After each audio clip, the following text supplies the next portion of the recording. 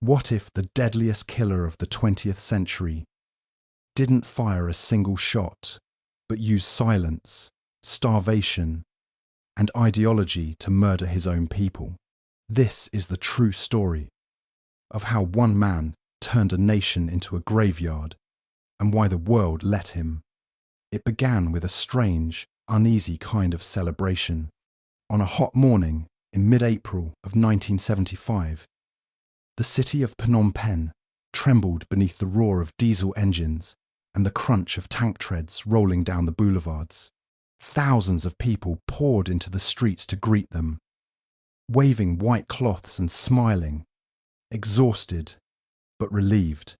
After 5 years of brutal civil war, the capital of Cambodia had finally fallen, but to many, it felt like the war was over. The soldiers wore black. Their uniforms were nondescript, their boots muddy from the jungle. They carried Soviet rifles and stared expressionless at the crowds. These were not liberators. They were executioners in disguise. In the hours that followed, the joy in the streets curdled into confusion. Then, the confusion curdled into terror. The Khmer Rouge, these men in black, began barking orders. The entire population of Phnom Penh, nearly 2 million people, was to evacuate immediately. No explanations, no exceptions. Hospitals were cleared out. Newborns in incubators were wheeled into the heat. The dying were left behind. Doctors begged, mothers wept. But the men in black didn't care. They had orders from above. Empty the cities, burn the books, start from scratch. The Khmer Rouge called it Year Zero. History, they believed, had to be reset. Cities were impure. Money was poison. Families were bourgeois relics. Everything had to be levelled. Everyone had to be re-educated. So they marched the entire population of Phnom Penh children, elders, soldiers, pregnant women, into the countryside like cattle. Those who resisted were shot. Those who cried too loudly were silenced. Corpses were left in ditches, slumped against abandoned tuk-tuks and market stalls, flies already gathering. By the end of that week, Phnom Penh was a ghost town. No honking cars, no laughter, no electricity.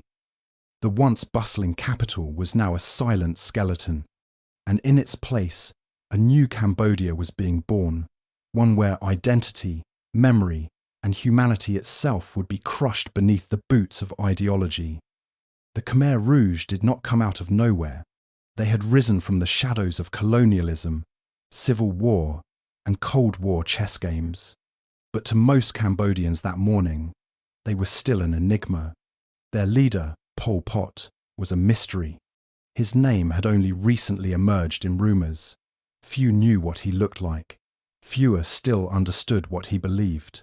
What they would come to learn too late is that Pol Pot believed in purity, not racial purity, like the Nazis, but ideological purity. He envisioned a Cambodia returned to its mythical agrarian roots, where everyone toiled equally in the rice fields, untainted by capitalism, intellect, or individuality. He did not want to modernize Cambodia. He wanted to erase it. And so it began, with tanks rolling into a cheering capital, with flowers thrown onto the streets, with hope brief, flickering, beautiful before the mask was ripped off and the truth stepped forward, grinning. Over the next 4 years, this regime would unleash one of the most brutal genocides in human history. Between 1.5 and 2 million Cambodians would perish, some executed, others worked to death. Many starved or left to rot in labour camps. Intellectuals were slaughtered. Wearing glasses could get you killed. Speaking French was a death sentence. Religion was outlawed. Monks were defrocked. Temples desecrated, and statues of the Buddha smashed into rubble. But that first moment, the fall of Phnom Penh, is the moment that still haunts survivors, not just for the horror that followed, but for the silence that preceded it, the silence of people clapping and smiling, unaware that they were greeting their own destruction.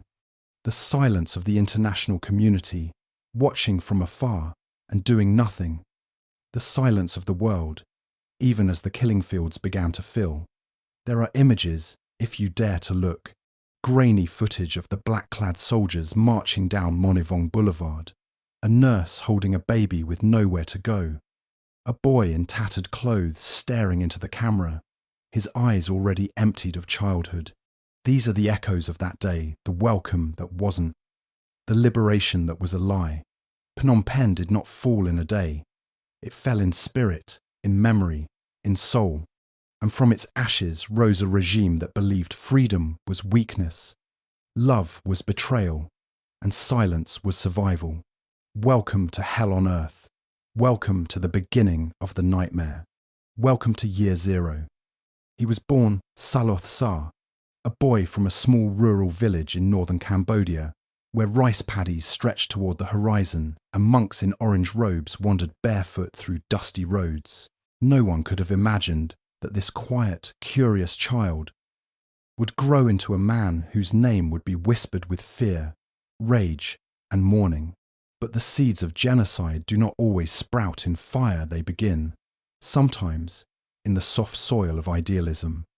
Saloth Sa was born in the mid-1920s into a moderately well-off farming family. His relatives were connected to the royal household, and unlike most Cambodian children at the time, he had access to formal education. At first, he studied in Buddhist monasteries, where he memorized sacred chants and absorbed lessons in humility. But his path would soon shift away from tradition.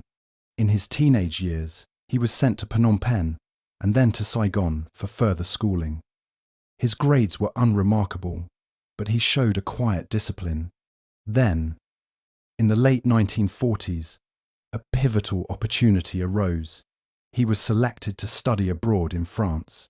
He arrived in Paris at a moment when the city pulsed with revolutionary energy. The Second World War had ended just a few years earlier, and Europe was rebuilding itself from ashes. French intellectual circles were ablaze with arguments over Marxism, anti-colonialism, and the failures of capitalism. The cafes and student dormitories buzzed with political theory, poetry, and rebellion. For a young Cambodian from a colonized land, this atmosphere was electric. Saloth Sa enrolled at the École Française de Radio-Électricité, a technical school with a practical focus, but his true education happened elsewhere. He joined a group of like-minded Cambodian students who were members of the French Communist Party. They read Lenin. They debated Mao. They shared dreams of transforming Cambodia from a feudal, corrupted monarchy into a utopian society of equals. But what began as philosophy soon calcified into doctrine. He was not the most articulate or charismatic member of the group. In fact, he often kept to himself, observing more than speaking. But he absorbed everything. And what he lacked in intellectual flair, he made up for in conviction. He returned to Cambodia in the early 1950s with a quiet fire inside him and a growing belief that true revolution would never come through negotiation or reform. It would have to be taken, seized, and defended with blood if necessary. Back in Phnom Penh, Saloth Sa became a teacher at a private school. By day, he taught history and literature to teenagers. By night, he moved in secret among radicals and dissidents. He joined the underground communist movement in Cambodia, which was still small and fragmented, but growing in strength. The country was in turmoil. France was losing its grip. The monarchy was fragile. The peasantry remained impoverished. And in the shadows, Saloth Sa was watching, planning, waiting. He travelled deep into the countryside, where government control was weak and revolutionary ideas could take root. There, he connected with rural cadres and began building what would become the Khmer Rouge. He studied guerrilla warfare. He immersed himself in peasant life. And most importantly, He began to rewrite his own image. The quiet schoolteacher faded away. In his place emerged Pol Pot. No one knows exactly when he adopted that name. It was short, anonymous, and strange, perhaps deliberately so. Some say it stood for politique potentielle, a term borrowed from obscure French writings. Others believe it was chosen simply for how little it revealed. But what mattered was what it represented. Pol Pot was no longer a man. He was an idea, a force, a phantom behind a curtain, whispering orders, drawing plans. As the 1960s dawned, Cambodia spiraled further into instability. The Vietnam War raged across the border. The United States bombed rural areas in secret. The monarchy struggled to maintain control, and in the forests and mountains, Pol Pot's movement grew. He built alliances with China. He formed a militant wing. He tightened his ideology into something ruthless, rigid, and absolute. All urban intellectuals were enemies. All dissent was betrayal. Anyone who questioned the revolution was an obstacle to be erased. By the early 1970s, the Khmer Rouge had become more than a resistance group. They were an army. Pol Pot, though rarely seen, was its supreme leader. His words shaped policy. His paranoia guided strategy. And his vision of a purified, agrarian Cambodia became the lodestar by which thousands of lives would be judged and millions extinguished. It is easy to imagine evil as loud, theatrical, monstrous. But Pol Pot was none of those things. He did not scream. He did not rant. He smiled softly. He spoke calmly. And with that calmness, he orchestrated one of the most horrifying genocides in human history. What made him truly terrifying was not that he was a madman, but that he believed, utterly and completely, that he was doing the right thing. The boy from the rice paddies had gone to France seeking knowledge. What he brought back was an ideology that would drown his homeland in silence, starvation, and skulls. Who was Pol Pot? He was a student who mistook destruction for purity, a teacher who traded books for bullets, a revolutionary who believed utopia was worth killing for, and in the shadows of Cambodia, he was the ghost who turned dreams into nightmares. In the dense jungles of eastern Cambodia, far from the lights of Phnom Penh and the reach of the royal government, a storm was gathering. It began with whispers, footsteps on muddy trails, and the rustle of leaves behind, which men with rifles waited. What would become one of the deadliest revolutionary movements of the 20th century started as little more than a handful of angry students, frustrated peasants, and disillusioned nationalists. But in the shadows of war, and with help from powerful allies, they would grow into a force capable of reshaping a nation through fire and terror. The Khmer Rouge did not emerge fully formed. In the 1950s, Cambodia was caught in a web of global and regional turmoil. The country had won independence from France. But what came after was not peace. It was a fragile, wobbly monarchy under King Norodom Sihanouk, trying to hold together a fractured society. Beneath the surface, old resentments brewed. Land was unevenly distributed. The peasantry lived in crushing poverty, and a new generation of radicals, many of them trained abroad, believed the entire system was rotten to the core. The Communist Party of Kampuchea, which would later become known as the Khmer Rouge, was born in secret. It was a splinter group, small and obscure, operating underground while avoiding the attention of Sihanouk's security forces. Its members were careful, paranoid, and ideological to the bone. They believed that only total revolution could save Cambodia, and that such a revolution must come from the countryside, not the cities. The peasants, they argued, were the true heart of the nation. Everything else, urban life, education, religion, markets, was corruption. In the early years, the movement struggled. Its leadership, including Pol Pot, lived in the jungle, moving constantly, surviving on foraged food and the loyalty of a few sympathetic villagers. Their numbers were few, their weapons were outdated, and yet they persisted. They published underground leaflets. They made alliances with other resistance groups.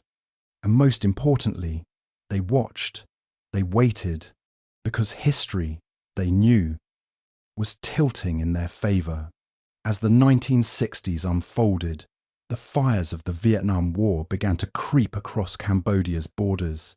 The jungles of eastern Cambodia became a sanctuary for North Vietnamese troops fighting the Americans and South Vietnamese government forces. In exchange for safe passage and hidden camps, the North Vietnamese offered something in return: training, supplies, weapons, and crucial ideological support. Pol Pot and his comrades took it all. They learned guerrilla tactics. They studied the success of Mao's revolution in China. They practiced underground discipline and the art of staying invisible until it was time to strike. And in these humid forests, soaked with monsoon rains and the fumes of distant battles, the Khmer Rouge transformed from a group of dreamers into a disciplined, secretive, and increasingly lethal revolutionary army. But North Vietnam was not the only benefactor. To the northeast, China had emerged from its own bloody revolution and was now exporting Maoist ideology to movements across the globe. China viewed Cambodia as a strategic counterweight to Soviet-aligned Vietnam. So they funneled weapons, rice, and ideological texts to the Khmer Rouge, seeing them as the perfect tool to establish influence in Southeast Asia. The Chinese support went deeper than bullets. They trained cadres in political indoctrination, mass mobilization, and the concept of permanent revolution. Pol Pot embraced Mao's idea of a peasant-led uprising, but took it even further. Where Mao wanted transformation, Pol Pot envisioned purification. Where Mao feared bourgeois elements, Pol Pot vowed to exterminate them completely. Meanwhile, Cambodia itself was teetering. King Sihanouk tried to walk a tightrope of neutrality, balancing relations with both the West and the Communist bloc. But in 1970, that balance collapsed. Sihanouk was overthrown in a military coup, led by General Lon Nol, who quickly aligned himself with the United States. The Americans, already deep in Vietnam, saw Cambodia as a new front in their war against communism. They began bombing Vietnamese sanctuaries inside Cambodia, dropping hundreds of thousands of tons of explosives in a campaign that would remain secret for years. The result was chaos. Villages were obliterated. Families were torn apart.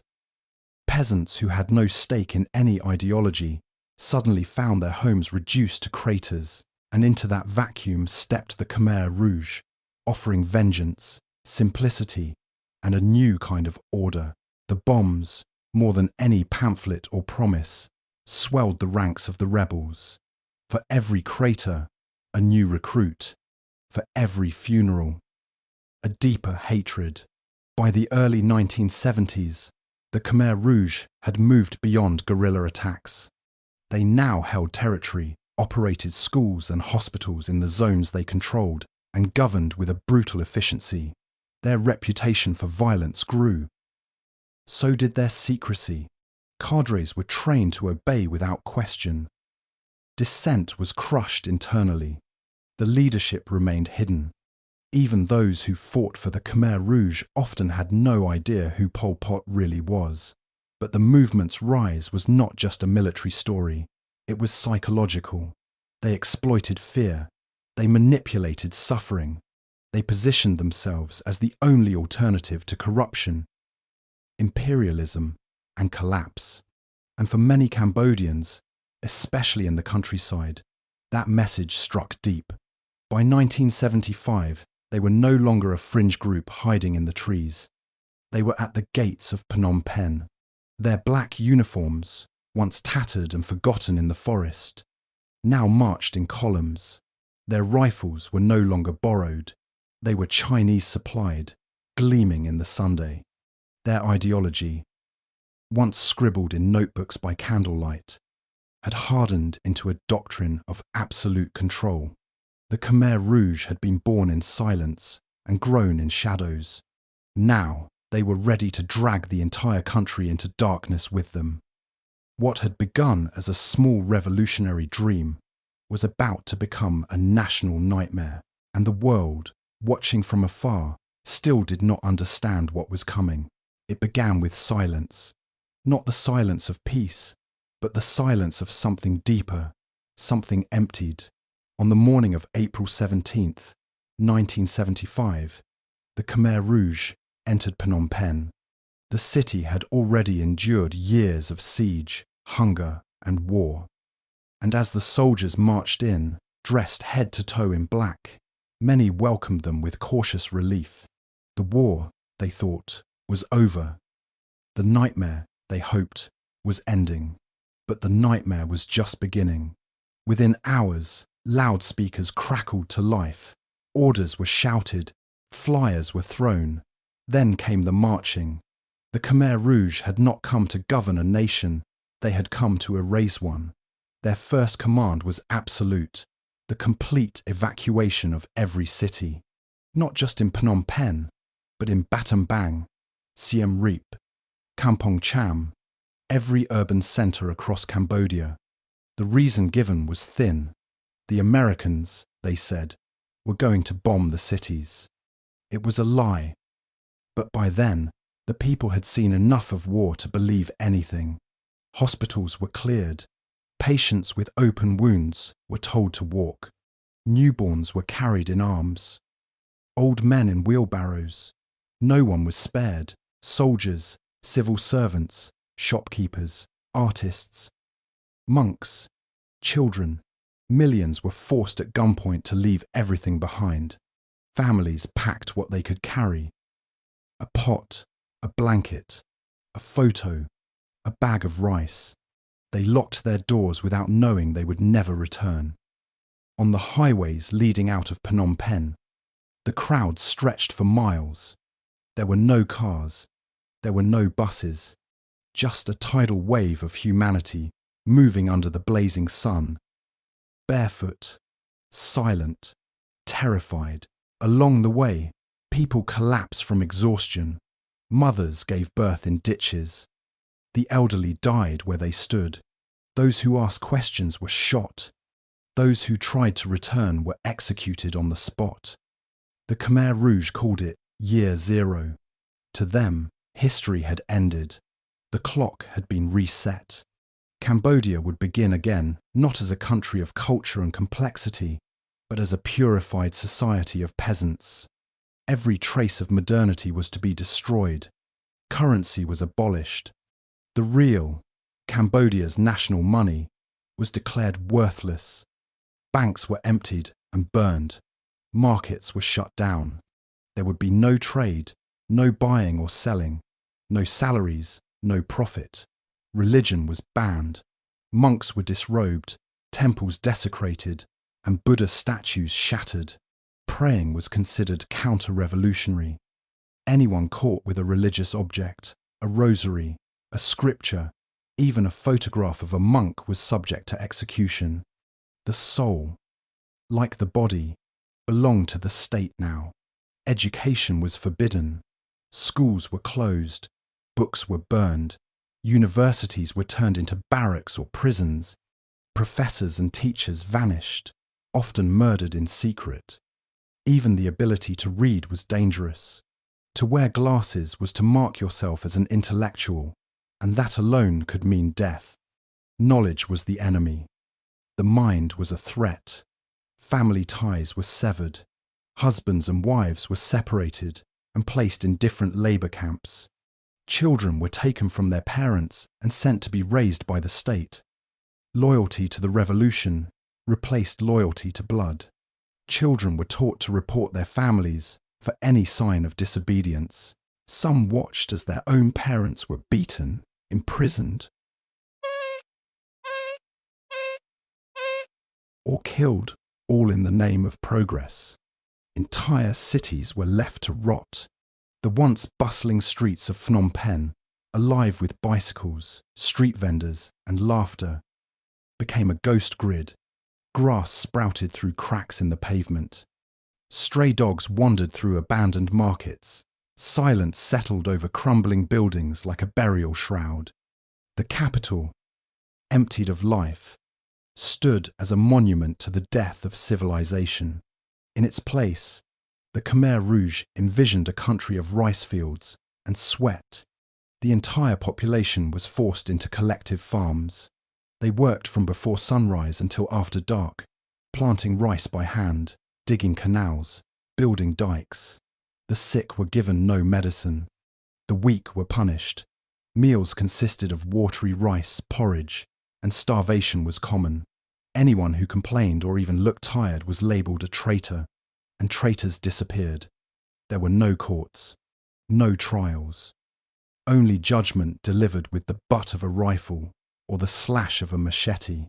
The revolution devoured itself, purging anyone suspected of doubt. Former soldiers, revolutionaries, even high-ranking cadres were accused of betrayal and executed. The system fed on fear, paranoia, and blood, and through it all, the voice of Pol Pot echoed like a ghost over the fields. Though rarely seen in public, his ideology ruled every corner of life. He believed Cambodia could leap directly from ancient tradition into a pure agrarian utopia, bypassing the modern world entirely. There would be no stages of development, no need for cities, no room for intellectuals, religion, or individualism, only the revolution. Only the collective, only year zero. What the Khmer Rouge created was not a society. It was a graveyard with rules, a land where identity was stripped away, where the past was forbidden, and where the future was a threat. Every aspect of human life, speech, belief, movement, thought was monitored, controlled, and punished. Fear became the air people breathed. Death became routine. And yet, it all began in a single moment. A city falling, a population walking, a command issued, not with reason or mercy, but with cold, mechanical certainty. Erase everything. Start over. Burn the books. Empty the homes. Silence the prayers. Welcome to year zero. Welcome to the end of Cambodia as it had ever been. In most places, knowledge is treasured, a teacher is honoured, a doctor is trusted, a book is a bridge between minds. But in Cambodia, under the Khmer Rouge, knowledge became a death sentence. The more you had learned in the world before year zero, the more likely you were to be erased from the world that followed. And it all began with something as small as a pair of glasses. Glasses, in the twisted logic of the revolution, meant you could read. Reading meant education. Education meant connection to the old world, the corrupt, unequal, impure world. That was all it took. A smudge of glass on your nose, a book in your bag, a phrase spoken in French or English, and you were marked for death. No trial. No appeal, no last words. Just the dark of night, a shove into a truck, and a pit waiting in the forest. Doctors were among the first to vanish. The regime saw medicine as a tool of capitalism, a system that separated the healthy from the sick, the strong from the weak. Healing was a bourgeois concept. Hospitals had already been emptied when the cities were evacuated, but now the healers themselves were hunted down. Surgeons, midwives, nurses, men and women who had spent their lives helping others were dragged from labour camps and accused of treason. Some were forced to confess to imaginary crimes before being executed. Others were simply taken away, never seen again. Engineers, architects, scientists, those who had built Cambodia's infrastructure were labelled enemies of the people. Their knowledge was not valued. It was feared. Pol Pot and his inner circle believed that only the rural poor could be trusted to carry out the revolution. Anyone who had studied abroad was tainted. Anyone who had worked in an office was suspect. Even those who had merely spoken with foreigners were at risk. Foreign languages became poison. The ability to speak French, English, or Vietnamese was treated as collaboration with imperialists. Those caught uttering a foreign word might be accused of spying. And once accused, the outcome was always the same: confession under torture, followed by execution. In some cases, even knowledge of the Khmer language's older, royal vocabulary terms used in literature, poetry, or religious texts was seen as elitist.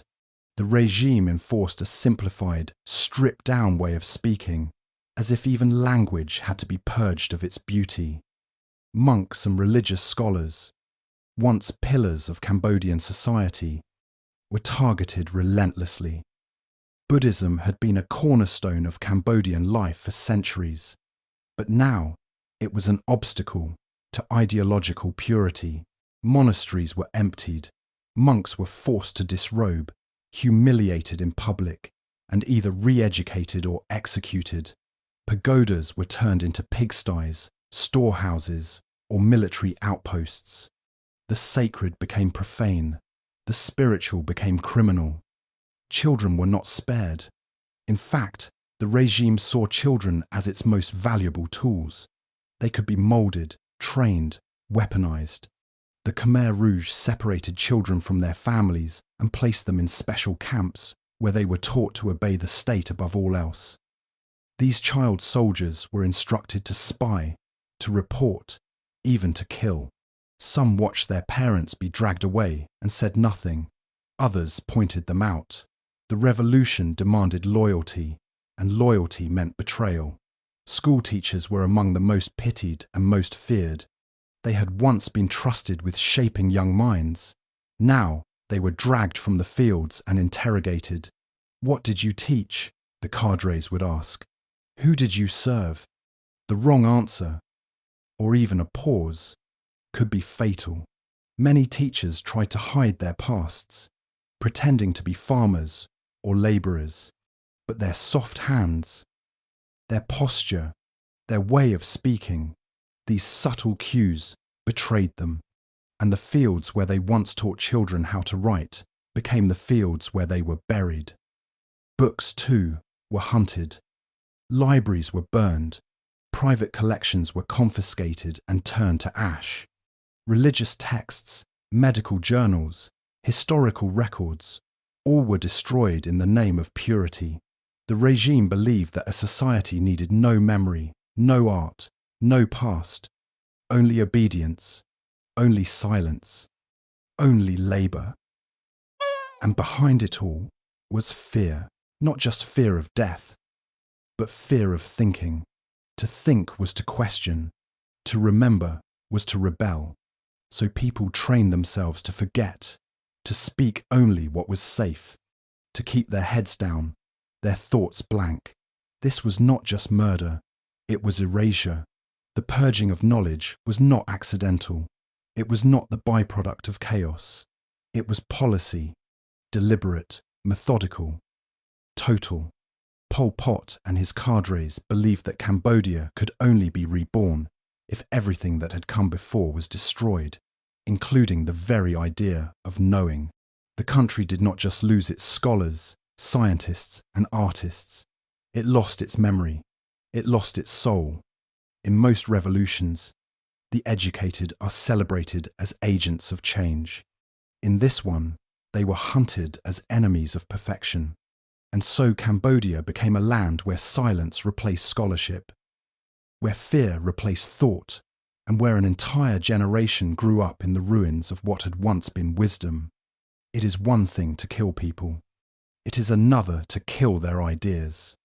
But the Khmer Rouge tried to do both. They wanted a nation of blank slates, of obedient hands and empty minds. And for a time, they got it. The price was measured in lives, the damage in silence. The legacy, in ashes. The sun rose early over the rice fields of Cambodia, but for the people forced to work them, there was no such thing as mourning only the start of another day. They were not sure they would survive. Under the Khmer Rouge regime, the calendar had been erased, clocks ignored, and every concept of normal life destroyed. What came next was not war, not in the traditional sense. It was labour, relentless, brutal, and endless labour. And for millions, it would prove more deadly than bullets. The dream, as Pol Pot described it, was pure. Cambodia would be reborn as a classless, agrarian utopia, free from capitalism, imperialism, and all the moral corruption of modern society. But dreams, when carried by fanatics, often become weapons, and so the fields of Cambodia became the front lines of a genocide waged not with bombs or tanks, but with shovels, hoes, and forced starvation. Entire populations were marched out of the cities and into the countryside. Their names were stripped away, replaced with numbers or the title of comrade. Their clothes were replaced with black uniforms. They carried no possessions except what they could hold in their hands. And from the moment they arrived at the work camps, their new lives began with a command: dig. The Khmer Rouge's collectivization program was vast and sudden. Private property was abolished. Personal belongings were confiscated. Farmland was seized and reorganized into massive communes, each housing hundreds or even thousands of people. These communes were overseen by teenage cadres, young, angry, and fiercely loyal to the revolution. They enforced the rules with guns, fists, and fear. There was no appeal, no justice, only obedience. Work began before sunrise and often continued well into the night. People were expected to plant rice, dig canals, build dikes, cut trees, carry stones, and construct irrigation systems. The projects were impossibly large, poorly planned, and often doomed from the start. But failure was not an option. If a canal collapsed, it was sabotage. If rice yields fell short, it was treason. And those blamed were punished without hesitation. Food was scarce from the beginning. Meals consisted of thin rice porridge, sometimes flavoured with salt or a handful of leaves. Meat was almost unheard of. The sick received nothing extra. Those who complained were labelled counter-revolutionaries. The average worker received fewer than 500 calories per day while performing back-breaking labour in extreme heat. Starvation was not a side effect, it was a tool. Disease followed quickly. Without medicine, without rest, without clean water or proper shelter, people began to fall. Malaria, dysentery, infections, and exhaustion spread through the camps like wildfire. Medical treatment was forbidden. Traditional healers were executed. Former doctors dared not reveal their pasts for fear of being killed. People learned to treat wounds with river mud or tree bark. Some chewed roots to ease the pain. Others simply collapsed in the fields, never to rise again. The bodies were buried in shallow graves, or not buried at all. Those too weak to dig their own holes were left behind, covered only by a thin layer of earth, if they were lucky. Sometimes the earth rejected them, and bones surfaced after the rains. No markers, no names, just silence. The psychological toll was just as severe. Families had been torn apart.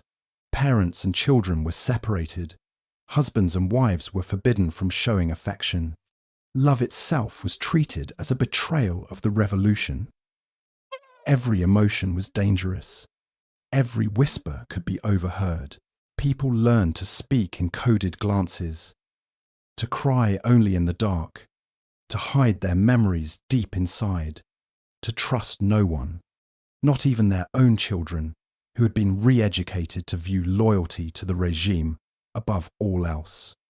The Khmer Rouge believed that hard labor would purify the soul, that suffering would break the spirit of individualism. And in many cases, it did.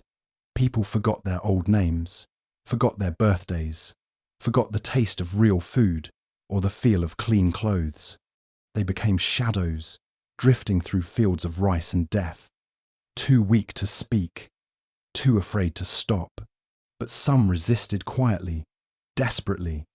At night, when the guards were not watching, people stole food from the fields or scavenged frogs, snails, and insects to survive. A few brave souls attempted escape, fleeing into the jungle in search of Thailand or Vietnam. Most were caught. Those who were not killed on the spot were dragged back to the camp and made examples of, beaten, tortured, executed in front of others. The message was clear. Your life belongs to the state, and if you try to take it back, we will end it. The grand irony, the unbearable cruelty, was that much of the labour was useless. The irrigation systems often failed. The rice harvests rotted. The massive projects meant to transform the countryside into a model of communist efficiency instead became graveyards of wasted effort and human suffering. But the regime did not care. Productivity was secondary. Ideological purity mattered more. Pol Pot and his inner circle lived far from the fields, in guarded compounds where they held meetings, drank tea, and issued new policies with sterile detachment. They rarely visited the communes. They did not see the bloated corpses or the children too weak to stand. They believed the suffering was necessary, that it was the price of rebirth. They called it discipline. They called it sacrifice. But it was murder, slow and grinding and absolute. By the end of the regime, more than 1 in every 3 Cambodians would be dead. Not all were shot. Not all were tortured. Many simply worked until their bodies could no longer keep going. They starved in the fields they had been forced to cultivate. They died of fever while digging canals that would never hold water. They fell, nameless and forgotten, into holes in the ground they had been ordered to dig for someone else and which, in the end, became their own. This was not war. It was not politics. It was extermination by exhaustion. A nation bled dry through its own soil, and the hands that tilled it, the feet that trudged across it, the backs that broke under the weight of the regime's madness. Those hands, those feet, those backs belonged to people who had done nothing wrong, except live, except know, except exist in a time when survival itself was rebellion. The words were simple, cold, almost bureaucratic. To keep you is no benefit. To destroy you is no loss. That phrase was not whispered in the shadows or muttered in fear. It was official policy. It was written on documents, scrawled on cell walls, repeated by guards, and drilled into the minds of executioners. It became the final sentence for thousands, the ultimate expression of a regime that no longer saw its people as people, but as waste, obstacles, stains to be wiped clean. Tuol Sleng was once a high school, classrooms with chalkboards and tiled floors, a place where children once laughed and learned. But by the late 1970s, it had been transformed into a place of silence, screams, and death. Renamed S21, it became one of the most infamous interrogation centres in the world, a secret prison in the heart of Phnom Penh, where knowledge became a weapon and the body became a battlefield. Prisoners were brought in blindfolded. Often, at night, they arrived by truck, shackled, silent, already broken. Some were former officials. Some were soldiers. Some were teachers, monks, mechanics, peasants. Some were children. The Khmer Rouge did not discriminate in its paranoia. Once accused, you were guilty. Once guilty, your only function was to confess. The cells were crude. The classrooms had been divided by brick and wood into tiny boxes. Prisoners lay on bare floors, chained to iron bars. Buckets replaced toilets. Light bulbs buzzed overhead, flickering but never going out. Sleep was forbidden. Talking was forbidden. Moving without permission was forbidden. Every second was monitored. Every breath was counted. And then came the interrogations. They called it re-education. But it was not about teaching. It was about breaking. Prisoners were beaten with sticks, whips, rifle butts, electric wires. They were submerged in water, suffocated with plastic, hung upside down. Some were burned. Some were electrocuted. Some were cut open. Torture was not a means to an end, it was the end. The goal was not truth. The goal was confession. You could be accused of spying for the CIA, the KGB, Vietnam, Thailand, or even imaginary agencies. You could be accused of dreaming counter-revolutionary dreams. You could be accused because you once owned a radio, or read a book, or spoke French, or knew someone who had.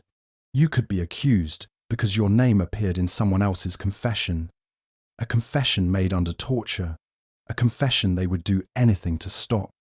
Once your name appeared, it was over. And so prisoners confessed to anything.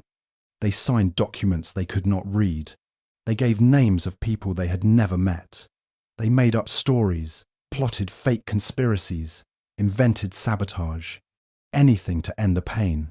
Anything to be allowed to die quickly. The guards were young, teenagers, mostly, raised in the revolution, taught that mercy was weakness, that emotion was betrayal. They followed orders with mechanical precision. Some smiled, some mocked, some simply watched. They were told the prisoners were enemies of the state, and enemies were not people. Photographs were taken of every prisoner, front view, side view. The camera captured their faces before the torture began. Faces swollen from beatings, eyes hollow from starvation, children staring with confusion, women with tear-streaked cheeks, men gripping what little dignity they had left. These photos were filed, catalogued, documented, evidence of guilt, proof of punishment. But today, those same photographs stand as the only remaining testimony of lives erased. The most haunting thing about Tuol Sleng was not just the scale, it was the precision. Every detail was recorded, every confession archived, every death counted. Between 14 and 20,000 people passed through the gates of S21. Fewer than a dozen survived. The rest were taken to the outskirts of the city, to a quiet field outside a place called Chuang Ek.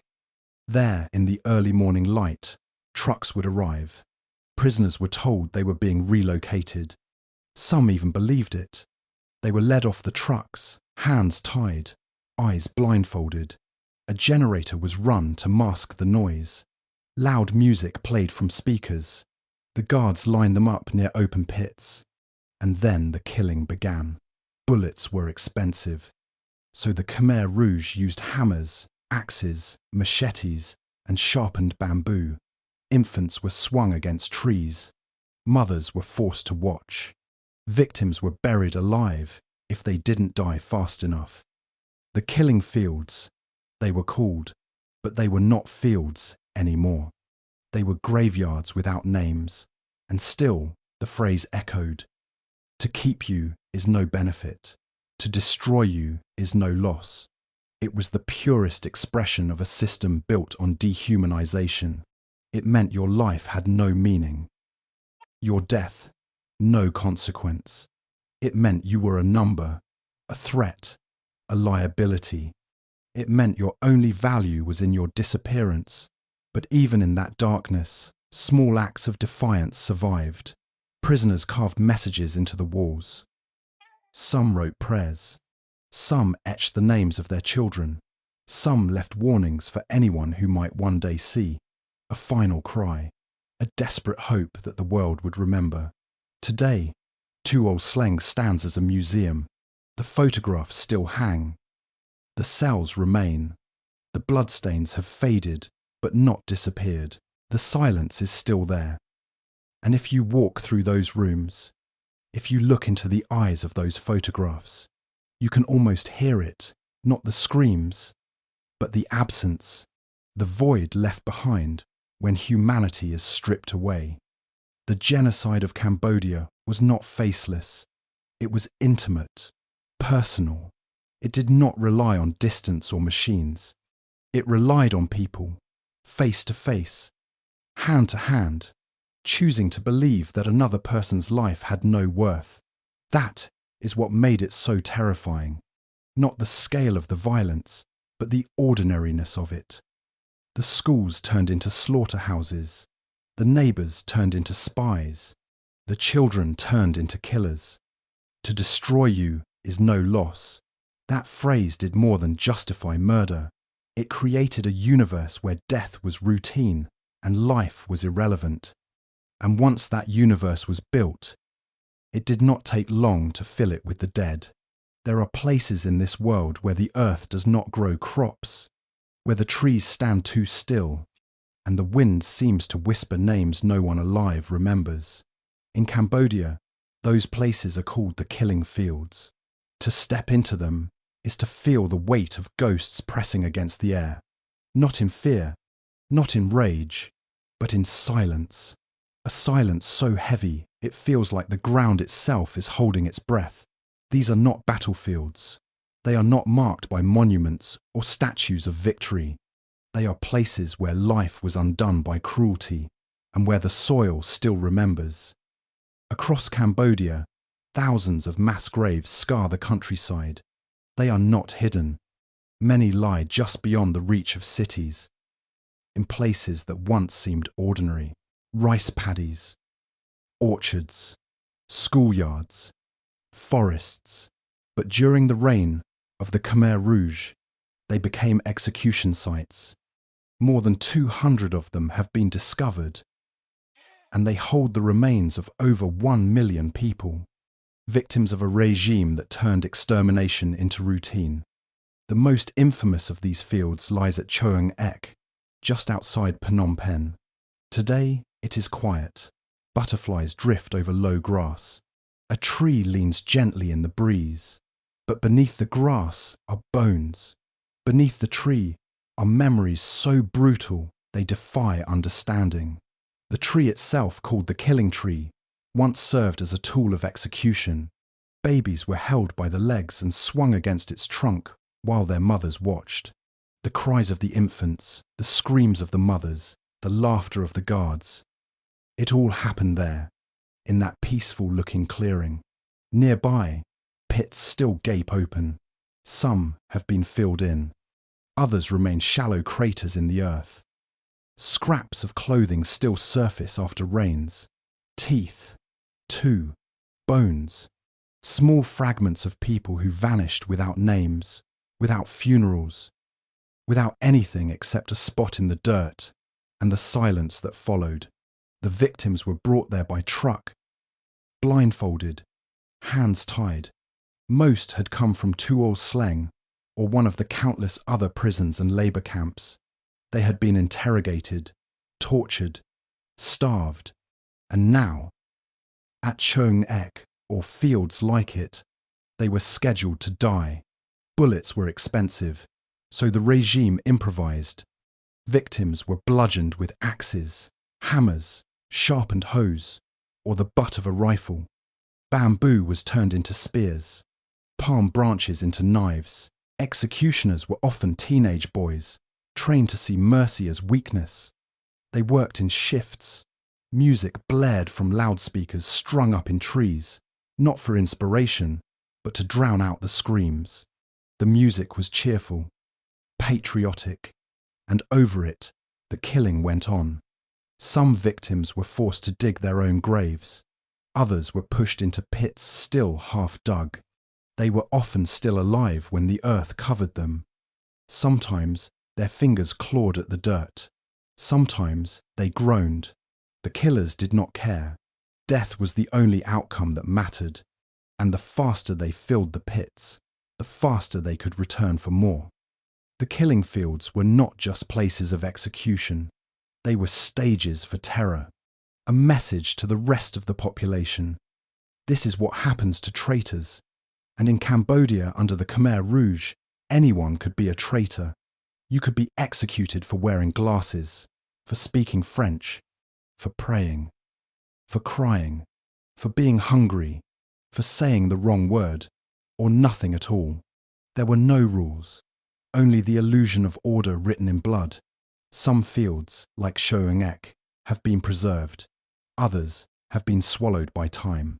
But even now, villagers sometimes find bones when ploughing the land. Children stumble across teeth in the grass. Shards of cloth flutter up from the soil. The dead refuse to stay hidden. And the land, like the people, still remembers. What makes the killing field so haunting is not just the scale of the killing, it is the intimacy. This was not war fought at a distance. It was murder done face to face, often with no weapon more advanced than a stick. It was not driven by hate of a different nation, a different people, or a different God. It was driven by an idea, a belief that purity could only be achieved by erasing everyone who failed to meet its impossible standard. And once the killing started, it consumed everything. The number of victims is staggering. More than 1 million men, women, and children executed outright. Many more died from starvation, forced labour, and disease. Cambodia lost nearly 1/3 of its population in less than 4 years. It was not just a genocide. It was an unravelling. Families were erased, communities wiped clean, histories severed, and the land absorbed it all. Even today, survivors struggle to speak about what they saw. For many, the trauma is too deep, the memories too sharp. Some still search for missing relatives. Others walk through the fields holding offerings, whispering prayers into the wind. Buddhist rituals have returned. Flowers are left on burial mounds. Candles burn at night. But nothing can erase what happened, and nothing can bring back those who vanished beneath the soil. The killing fields are not history. They are present. They live in the bones that surface after storms, in the stares of those who survived, in the voices that still tremble when asked to remember. They remind us of what ideology, unchecked by humanity, can do, of what happens when leaders turn citizens into enemies and neighbours into executioners, of how fast a country can fall when fear becomes law. And they ask a question, one that echoes across the rice paddies and the open graves. How many people must die before we learn? Not just learn to remember, but learn to stop it from happening again. In Cambodia, the answer lies in the earth, in pits filled with silence, in fields that once fed a nation and then devoured it. These are the killing fields. And they are watching still. They were just children. Some still had baby teeth. Some barely knew how to read or write. Yet under the Khmer Rouge, they became guards, interrogators, killers, not by accident, not by necessity, but by design. The regime knew that to control a future, you had to control its children, and so it took them by the thousands and reshaped them into weapons. Across Cambodia, schools had been shut down, teachers were executed, books were burned, classrooms became torture chambers or storage units. But new schools were built in their place not of learning, but of unlearning. The Khmer Rouge created youth camps where children were separated from their families and reprogrammed to serve the revolution. These were not camps in the traditional sense. They were militarized training zones, ideological boot camps, places where innocents went to die. The children who entered these camps were taught one thing above all else: loyalty to Angkar, the mysterious, faceless organization that represented the ruling regime. Angkar was everywhere and nowhere. It replaced parents, It replaced religion. It replaced thought itself. And to question Ankar was to invite death. Inside these camps, children were trained like soldiers. They learned to handle weapons, knives, axes, sometimes rifles. They practiced drills, recited slogans, studied the sayings of Pol Pot as if they were scripture. They were taught to report on their friends, to spy on each other, to listen for betrayal, and to root it out, no matter who it came from. They were told that emotion was weakness, that love was a dangerous distraction, that trust was a trap. Family ties were severed. The young were taught to see their parents not as protectors, but as potential enemies of the state. Some children reported their mothers and fathers. Some watched them dragged away. Some never saw them again and were told it was a good thing. This was the brilliance, if one dares call it that, of the Khmer Rouge's system. They did not just erase a generation. They turned that generation into executioners, into eyes and ears, into enforcers. A child might stand guard over a labour camp, might hold a rifle at a checkpoint, might march prisoners to the edge of a killing field, and when the time came, might deliver the final blow. Many of these child soldiers were no older than 10, some were barely in their teens. Yet they killed with the calm obedience of factory workers. They followed orders without hesitation. They laughed while carrying out executions. They played near mass graves like they were sandboxes. The horror was not in their cruelty, it was in their emptiness. The regime had gutted them of humanity and filled the void with fear and slogans. It is easy to blame the children, to look at the photos of boyish faces in black uniforms and feel anger. But these were not monsters. They were made to become what they became, raised in an environment where compassion was punished, where kindness was weakness, and where obedience was survival. They were victims too, just of a different kind. Some stories remain, whispered by survivors, stories of children leading raids on villages, of teenagers setting fire to homes and shooting neighbours, of a young boy who watched his sister cry and reported her for emotional instability. She was taken. He was praised. He was told he had done his duty. There was a story of another child, barely 12, who was ordered to kill a prisoner. He hesitated, just for a moment. His superior saw it. That night, the boy was dragged out of his barracks. The next morning, the others were made to watch as his body was dumped into a pit. The lesson was clear: feel nothing or die. But some children remembered, even as they acted, even as they held the knives, shouted the slogans, and pointed fingers. Somewhere deep inside, a flicker of their old selves remained. After the regime fell, some wept for what they had done. Others refused to speak of it. A few, burdened by unbearable guilt, took their own lives because they had not been given choices, only commands. The Khmer Rouge understood that if you wanted absolute power, you did not just eliminate your enemies. You raised new generations who never even imagined resistance. And the most powerful weapon in that arsenal was a child who no longer believed in right or wrong, only in survival, only in obedience. The tragedy is not just in the lives lost, but in the lives twisted, in the childhood stolen, in the hands that should have held toys but held weapons instead, in the eyes that should have seen books and games but instead saw bodies and blood. What do you call a childhood like that? What does a child become after such things? The ruins of the youth camps are quiet now. Trees have grown over the old training fields. The wooden barracks have collapsed into dust, but the echoes remain. The chants, the footsteps, the voices shouting slogans that meant nothing and everything. And beneath it all, the quiet question that never stops asking: what happens when a regime teaches its children to kill? In Cambodia, the answer is written in the earth, in the missing generations, in the haunted eyes of those who survived.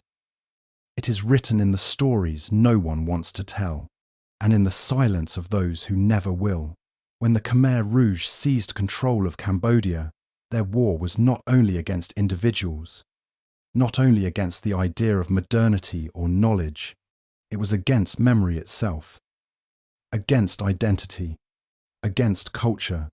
They sought to erase entire groups of people, to strip away language, religion, tradition, and history until nothing remained but the black-clad image of the revolutionary ideal. In their eyes, to build a new Cambodia, the old one had to die, and so they set about killing it, piece by piece, village by village, soul by soul. Among the first to suffer were the Cham Muslims, a community that had lived in Cambodia for centuries. Descendants of the fallen Champa kingdom, they spoke their own language, practiced their own faith, and carried their own traditions. But in the eyes of the Khmer Rouge, difference was dangerous. Diversity was a threat. The Chams were ordered to abandon their prayers, their clothing, their food, their language. They were forbidden from gathering in groups. Qurans were burned. Mosques were destroyed. Men were forced to shave their beards. Women were stripped of their headscarves. Resistance, even the smallest act of defiance, was punished with death. In some villages, entire Cham populations were rounded up and slaughtered. Witnesses recall seeing men and women tied together and drowned in rivers. Others were hacked apart in mass executions. It was not random violence. It was deliberate elimination. By the time the regime collapsed, as many as half of Cambodia's Cham population had been wiped out. Their songs, their traditions, their sacred words silenced in a single generation. The ethnic Chinese of Cambodia suffered a similar fate. For centuries, Chinese communities had thrived in markets and towns, trading goods, running shops, speaking their language. But under the Khmer Rouge, merchants were enemies. Foreign languages were forbidden. Chinese customs were condemned as counter-revolutionary. Families were torn apart. Thousands were executed for speaking Mandarin or Cantonese, for maintaining shrines to their ancestors, for doing nothing more than existing as themselves. Vietnamese people, too, were targeted relentlessly. For generations, Cambodians and Vietnamese had lived side by side, sometimes in tension, sometimes in peace. But Pol Pot's paranoia transformed those neighbours into scapegoats. He viewed the Vietnamese as invaders, as enemies hidden within Cambodia's borders. The regime ordered purges of ethnic Vietnamese communities, executing men, women, and children. Thousands were driven across the border, while thousands more were killed in mass executions. For Pol Pot, it was not enough to kill individuals. He wanted to erase the Vietnamese presence entirely. And yet the violence did not stop with ethnic minorities. It reached into the spiritual core of Cambodian society. Buddhism. For centuries, Buddhist monks had been the keepers of tradition, the guardians of morality, the quiet foundation of village life. Their saffron robes were symbols of peace, of learning, of continuity. But to the Khmer Rouge, monks were parasites, useless mouths that produced no rice. Monasteries were emptied. Monks were defrocked, forced into labour camps, beaten, starved, executed. Temples that had stood for generations were torn down, brick by brick. Statues of the Buddha were smashed, their fragments left to rot in the mud. Religion itself was outlawed. Prayers became crimes. Rituals became evidence of disloyalty. Families who dared to keep even the smallest shrine in their homes risked death. Festivals, once the heartbeat of Cambodian culture, vanished. No weddings, no funerals, no New Year celebrations. The music was silenced. The dances were outlawed. The songs were forgotten. Where once Cambodia had been a country of vibrant traditions, it became a wasteland of empty fields and broken spirits. It was not only the present that was destroyed, it was the past. Libraries were burned. Ancient manuscripts disappeared into flames. Stone carvings, centuries old, were defaced. Folk stories that had passed from mouth to mouth for generations fell silent, as the storytellers were executed and the children too hungry or too afraid to remember. What Pol Pot wanted was not just a revolution. He wanted to strip the nation of memory itself. The cruelty was not only physical, it was psychological. People were forced to betray their own identities, to renounce their heritage, to pretend that they had never been who they were. Cham Muslims ate pork under threat of death. Vietnamese survivors disguised themselves as Khmer peasants, hiding their accents, suppressing their memories. Buddhist monks, once revered, were seen dragging stones in the rice fields, their heads shaved not in devotion but in humiliation. To survive often meant abandoning the very things that gave life meaning. This was genocide, but it was also something deeper. It was cultural erasure. It was the attempt to create a void where once there had been richness, diversity, and colour. And in that void, only one thing would remain: the Khmer Rouge's vision of a purified, uniform society. But the cost of that vision was staggering. Entire communities vanished. Traditions, centuries old, were fractured. Families who had passed down prayers, songs, and recipes for generations found themselves standing in silence, unable to speak the words that had once defined them. Yet, even in this darkness, traces of resistance remained. Some hid sacred texts beneath floorboards. Some whispered prayers in secret, mouthing words without sound.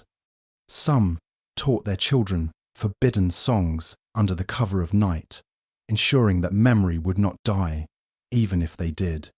Survivors would later say that it was these small acts of defiance that gave them the strength to endure. That in keeping even one line of prayer, one verse of song, one story alive, they were fighting back. When the regime finally fell, Cambodia was left with more than graves. It was left with silence, a silence where languages had been lost, where prayers had been broken, where temples stood in ruins. The rebuilding was not only about homes and fields, it was about memory, about reclaiming what had been stolen, about piecing together fragments of culture that had nearly been erased. But the scars remain. The Cham Muslims never regained their full numbers. Many Vietnamese families never returned. Thousands of temples were gone forever. And in the eyes of the survivors, you can still see the shadow of what it means to have your entire identity declared a crime. The Khmer Rouge did not only kill people, they tried to kill history. They tried to kill memory. They tried to kill the soul of a nation. And while Cambodia still stands, still prays, still remembers, the echo of that erasure lingers in every shattered temple stone, in every burned manuscript, in every silence where once there was song. In the Cambodia of the Khmer Rouge, there were no locked doors, because privacy no longer existed. There were no whispers, because every whisper could be reported. There were no secrets, because even silence could kill you. Life under Pol Pot's rule was not only brutal in its labour and starvation, it was suffocating in its scrutiny. In this regime, everyone watched everyone, and no one was ever truly safe. From the moment the cities were emptied and the countryside became a vast prison, every man, woman, and child fell under the gaze of the revolution. The Khmer Rouge had no need for cameras or wiretaps. They had something far more effective: fear. Fear turned citizens into informants, neighbours into spies, children into betrayers. It was not enough to act obediently. You had to appear obedient, think obediently, speak obediently. And even then, your survival was never guaranteed. Angkar, the faceless, all-powerful organization at the core of the Khmer Rouge, was said to know everything. People were told it had many eyes, many ears, and many arms. It heard what you said in the fields. It saw how you bowed when guards passed. It remembered if you once wore glasses, or spoke French, or prayed. You could deny it.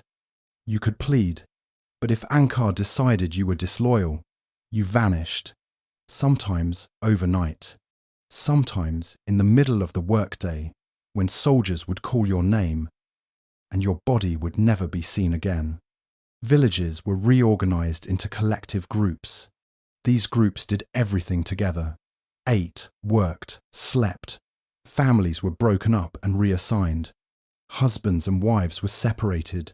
Parents and children sent to opposite ends of the country. Emotional attachments were discouraged, even punished.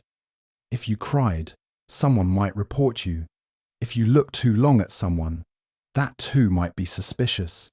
The safest face to wear was one of total blankness, to feel nothing, to express nothing. Meetings were held every evening, often under the open sky. These were called criticism and self-criticism sessions.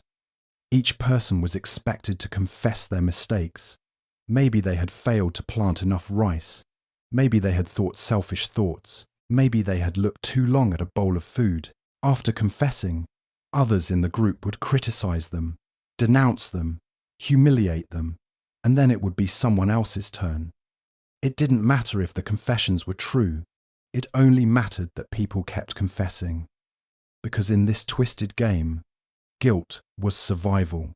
To admit something, even something imaginary, was to show loyalty. To say nothing was to invite suspicion. Children were some of the most effective informants. They had been indoctrinated from the beginning, taught to believe that Angkar was their only true parent. They were encouraged to report their elders, to spy on their own families. A careless word spoken at bedtime could result in arrest by morning. Entire households disappeared after a child repeated something they had overheard. The Khmer Rouge called it purification. They said it was for the good of the revolution, but it was terror, calculated and precise. Even laughter could be dangerous, even dreaming out loud. People learned to speak in flat tones, to never tell jokes, to never show desire. Hunger was constant, but asking for food was treason. Illness was everywhere, but complaining could mean death. If a comrade collapsed in the field, you did not help them. You looked away, because to help was to align yourself with weakness, and weakness was just another word for enemy. Many began to police their own thoughts. They trained themselves not to remember their old lives, not to think about their homes, or their loved ones, or the world before. The past was poison. The future was forbidden. All that existed was the present moment, one task after another, 1 hour at a time, always under surveillance. Every action was a performance. Every gesture had to be calculated. Even sleep offered no escape. People slept lightly, afraid of being dragged away in the night. Dreams, when they came, were haunted by the faces of those already lost. What made the surveillance so effective was not just that it was everywhere, but that it was nowhere. No one knew who the informants were. There were no uniforms, no badges. Anyone could be watching. Your fellow workers, your group leader, the child next to you. So paranoia became survival. Trust vanished. Community dissolved. And people became islands, isolated even as they stood side by side in the fields. Some tried to resist in small ways. A glance of sympathy, a shared morsel of food, a whispered memory. But these moments were rare and dangerous. For the most part, survival meant silence. Not just the silence of the voice, but the silence of the soul. To feel was to risk. And so millions learned to bury their feelings so deep that they forgot they ever had them. This constant surveillance did not just control behavior, it rewrote identity. People began to see themselves as the regime saw them, not as individuals, but as tools, as cogs in a machine. Their names were replaced with numbers or titles like comrade. Their pasts were erased, their futures uncertain, their only goal to serve, to obey, to vanish into the collective. When the regime finally collapsed and the silence lifted, many survivors spoke of guilt, not just for what they had done, but for what they had not done, for the friends they did not defend, for the lies they told to stay alive, for the moments when they looked away. But the truth is, there were no choices, only degrees of submission, only illusions of control. The Khmer Rouge did not need walls or chains to imprison an entire nation. They used fear, they used suspicion, they used the betrayal of trust, and in doing so, they turned Cambodia into a country where freedom did not mean escape, it meant invisibility, where safety meant becoming a shadow of yourself. And perhaps that was the greatest cruelty of all, not the hunger, not the beatings, not even the mass graves, but the way they taught people to fear each other, to turn away from love, from memory, from even the thought of rebellion, to accept a life without privacy, without dignity, without hope. A life where the only thing louder than the screams was the silence. There was a place in Phnom Penh where the screams never stopped, where even the rats seemed to flee from the sound of human suffering. It had once been a school, a place of learning, of childhood laughter, of chalk dust and open books. But under the Khmer Rouge, it became a black hole of death, a place from which nearly no one returned. Its official name was Security Prison 21. Most knew it simply as S21, and to enter its gates was to vanish from the world. The old classrooms were transformed into torture chambers. Blackboards were replaced with shackles. Desks gave way to iron beds, bolted to concrete floors, stained with rust and blood.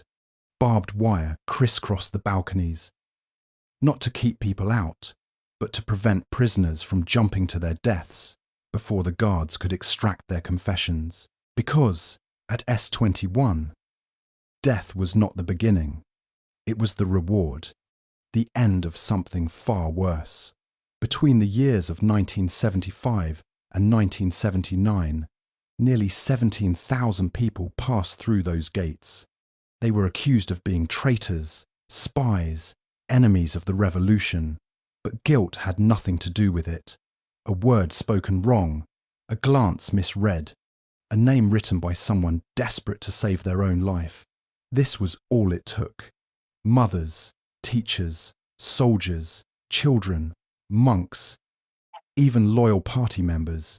Once your name was listed, your fate was sealed. Inside, the rules were clear. You confessed everything, whether it was true or not. You signed the papers. You named others. You accepted that your life was already over.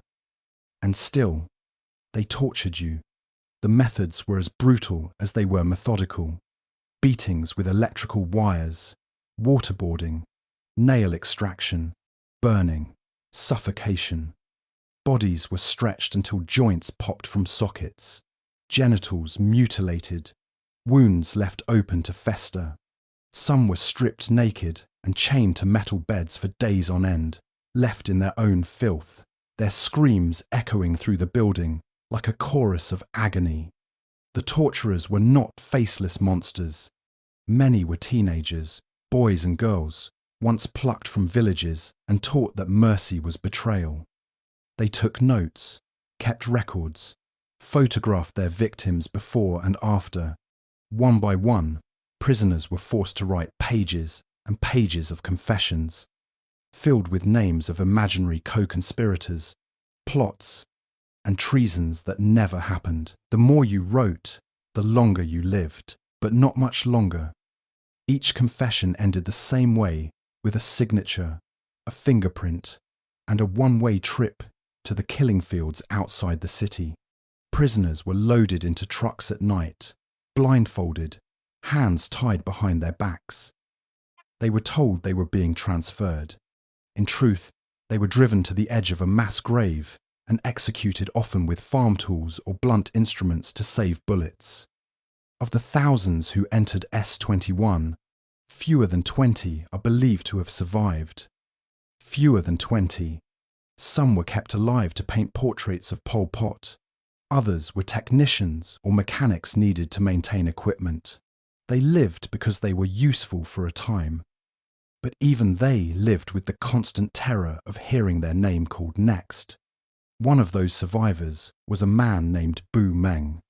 His wife had also been imprisoned, and though he painted portraits for the regime, he never saw her again. Another survivor, Chum Mai, recalled the screams that haunted him for decades, the sound of electric current tearing through flesh, the cries for mothers, the silence that followed. These men did not escape. They were released when the regime collapsed, and they carried the ghosts of that place with them into every moment of the rest of their lives. Today, the site is a museum, the Tuol Sleng Genocide Museum. Visitors walk through the same corridors. They see the same beds, the same tools of torture, the same bloodstains that time could not fully erase. The mugshots line the walls, thousands of them. Faces young and old, some defiant, some terrified, some blank, as if already gone. The guards took those photos before each interrogation. Every prisoner had to stare into the camera, sometimes moments after being beaten. Some still had blood on their lips. Others had the kind of look in their eyes that no human being should ever wear. The regime kept meticulous records. Each confession, each photograph, each name. They documented their cruelty with bureaucratic precision, as if killing people was merely a matter of paperwork. And in a way, it was. S21 was not a chaotic house of horrors. It was an institution of calculated terror, a factory of death, designed not just to eliminate enemies, but to crush the human spirit, to destroy truth, to make people complicit in their own erasure. You did not simply die there. You were rewritten, broken, recycled as a tool against others. What happened in S21 cannot be separated from the larger machinery of the Khmer Rouge. This prison was the beating heart of a regime that ruled through fear and death. It was a symbol of what happens when ideology becomes more important than life, when loyalty is measured by how willing you are to destroy others, when silence becomes a death sentence and obedience a slow execution. The survivors still speak. Their voices are soft, sometimes trembling, but they speak. For the dead, for the ones whose names are lost, for the children who never grew up, for the mothers who disappeared in the night, for the teachers, the farmers, the monks, and the soldiers who once dreamed of a better Cambodia and were crushed beneath the boots of their own countrymen. S21 was not the only prison, but it was the worst. It was the clearest window into the soul of the regime, and it stands as a warning not just to Cambodia, but to the world. A warning of what happens when power is unchecked, when fear becomes law, when humans forget their own humanity. It stands now as a museum, but the walls still remember, the floors still hold echoes, and the photographs still stare back, asking one question: how did this happen? And more importantly, could it happen again? Under the shadow of Pol Pot, there was a circle of men who shaped the nightmare. They were not strangers to each other. They had studied together, debated ideas in the quiet halls of Paris, and dreamed of a perfect society, cleansed of corruption, inequality, and foreign influence. But somewhere along the way, Those dreams twisted into something darker. Idealism gave way to fanaticism, and the men who once whispered about revolution in cafes became the architects of one of the most horrifying genocides in human history. At the heart of that circle was Nuon Chea, known to many as Brother Number 2. He was Pol Pot's deputy, the man responsible for enforcing ideological purity and political loyalty. While Pol Pot was the visionary face of the revolution, Nuon Chea was its iron spine, cold, analytical, and unflinching. He believed that mercy was weakness, and that survival of the revolution demanded absolute ruthlessness. He oversaw the purges, orchestrated executions, and signed off on policies that led to the starvation and death of millions. In his mind, the ends always justified the means, and those means almost always ended in blood. Then there was Ieng Sari, the regime's foreign minister, and a man with a polished exterior that belied the horrors he helped facilitate. Fluent in French and highly educated, he served as the face of democratic Kampuchea to the outside world, spinning lies about peace and unity while bodies piled up in mass graves back home. But Ieng Sari was not just a diplomat. He was one of the earliest architects of the movement. He helped draft the policies that dismantled the old Cambodian state, orchestrated the forced evacuations of the cities, and laid the foundation for the labour camps that turned rice fields into death zones. His hands were just as red as any soldier's. Only his weapon was a signature, not a rifle. Khieu Samphan was the regime's president, the academic face of a peasant revolution. He had written extensively before the Khmer Rouge came to power, promoting a radical vision of self-sufficiency and anti-imperialism. Pol Pot trusted him not only for his loyalty, but for his intellect. He gave the revolution a veneer of legitimacy. But Khieu Samphan's calm demeanour hid a chilling indifference to suffering. He publicly denied reports of famine, refused to acknowledge mass killings, and stood silently as policies of extermination unfolded across the nation. His role was not in the trenches, but in the justifications, in the carefully crafted language that made horror sound like necessity. These men did not merely follow orders, they shaped them. They designed the system, they believed in it, and they enforced it with a level of devotion that turned ideology into death. Together, they created a regime where betrayal was survival, where loyalty was measured in blood, and where even the smallest doubt was a death sentence. What bound them was more than shared history.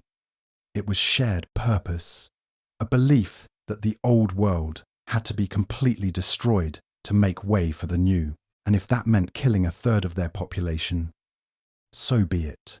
If that meant silencing every voice, crushing every soul, erasing every trace of religion, education, culture, or family, then that was not a tragedy, but a strategy. They saw themselves as surgeons, cutting out a cancer. Never mind that they were cutting into living, breathing, innocent lives. Inside their meetings, they used language designed to dehumanize. People were not referred to as Cambodians, or citizens, or even comrades, but as units, elements, or targets. Villagers were reactionary, monks were parasites, intellectuals were contaminants. This cold vocabulary allowed them to distance themselves from the brutality. It allowed them to sign off on executions as if they were signing budget documents. And when reports came in from prisons like S21, they did not flinch. They demanded more names, more confessions, more cleansing. They were not gods. They were not demons. They were men flawed, fragile, human. And that is perhaps what makes their crimes even more terrifying.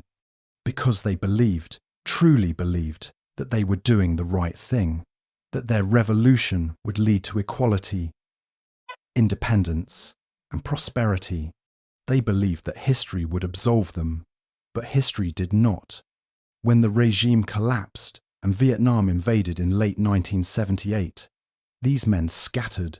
Pol Pot retreated into the jungle. Nguyen Chea faded into the borderlands. Ieng Sari negotiated a partial pardon. Khieu Samphan continued to defend the revolution, even as the graves were uncovered. For years, they evaded justice. They lived, while millions they helped murder rotted in forgotten fields. It wasn't until decades later, long after Cambodia had begun to heal, that the trials began. The Khmer Rouge Tribunal, formerly known as the Extraordinary Chambers in the courts of Cambodia, was established with international support. Survivors testified, documents were unearthed, and one by one, the old men were brought to court. They were frail, grey, nearly unrecognisable, but their crimes had not aged. Their victims had not been forgotten. Nguyen Chea was convicted of crimes against humanity and genocide. Ieng Sari died before his trial could be completed. Khieu Samphan was sentenced to life in prison. They showed little remorse. They clung to the same justifications, the same slogans, but in the eyes of the world, their legacy was sealed. They were not misunderstood revolutionaries. They were not misguided patriots. They were murderers, and no amount of ideology could wash away the blood they spilled. Their names should be remembered not to honour them, but to warn, because history is not just about what happened, it is about what can happen, what people are capable of when they stop seeing others as human, when loyalty to an idea becomes more important than life itself. Pol Pot's inner circle was not a cult, it was a mirror held up to the darkest corners of belief. And in that reflection, we see the cost of silence, the danger of blind obedience, and the terrifying power of men who think they are saving the world by destroying it. Underneath the horror, beneath the killing fields, starvation camps, and torture chambers, there was an idea, not just power for power's sake, but a vision, a belief so unshakable, so rigid, that it demanded the destruction of reality itself. To understand what happened in Cambodia, you cannot look only at the weapons or the blood or the men who gave the orders. You must also look at the belief system that fueled them, a belief that promised paradise and delivered hell. The Khmer Rouge did not emerge from a vacuum. Their ideology was a twisted offspring of Marxism, Leninism, Maoism, and something uniquely Cambodian. At its core, it was a radical vision of agrarian communism, shaped by a deep hatred of cities, intellectuals, and anything perceived as foreign or modern. They believed that the root of all corruption lay in urban society, in capitalism, colonialism, Western influence, and old elites. To cleanse the country, they thought they had to return Cambodia to its purest form, a nation of peasant farmers living off the land. This idea was not abstract, it was a blueprint, and like all blueprints drawn by fanatics, it had no room for compromise. Pol Pot and his followers looked to China's Cultural Revolution for inspiration, but they wanted to go even further. Mao had tried to reshape society. The Khmer Rouge wanted to erase it entirely. Their motto was chilling in its simplicity, destroy to rebuild. But what they sought to rebuild was not based on human need or compassion. It was based on fantasy, a mythic golden age, where every citizen worked the fields in harmony, where there were no rich or poor, no bosses or workers, no schools, no money, no religion, only rice, labour, and total equality. This fantasy required a total reset, so they called it Year Zero. In Year Zero, history began again. Everything that came before the books, the language, the traditions, the laws was poison. Families were broken apart because loyalty to kin was considered counter-revolutionary. Cities were emptied because they represented decadence. Schools were shut down because knowledge was dangerous. Religion was banned because belief in anything other than the party was treason. But this was not just ideology, it was obsession.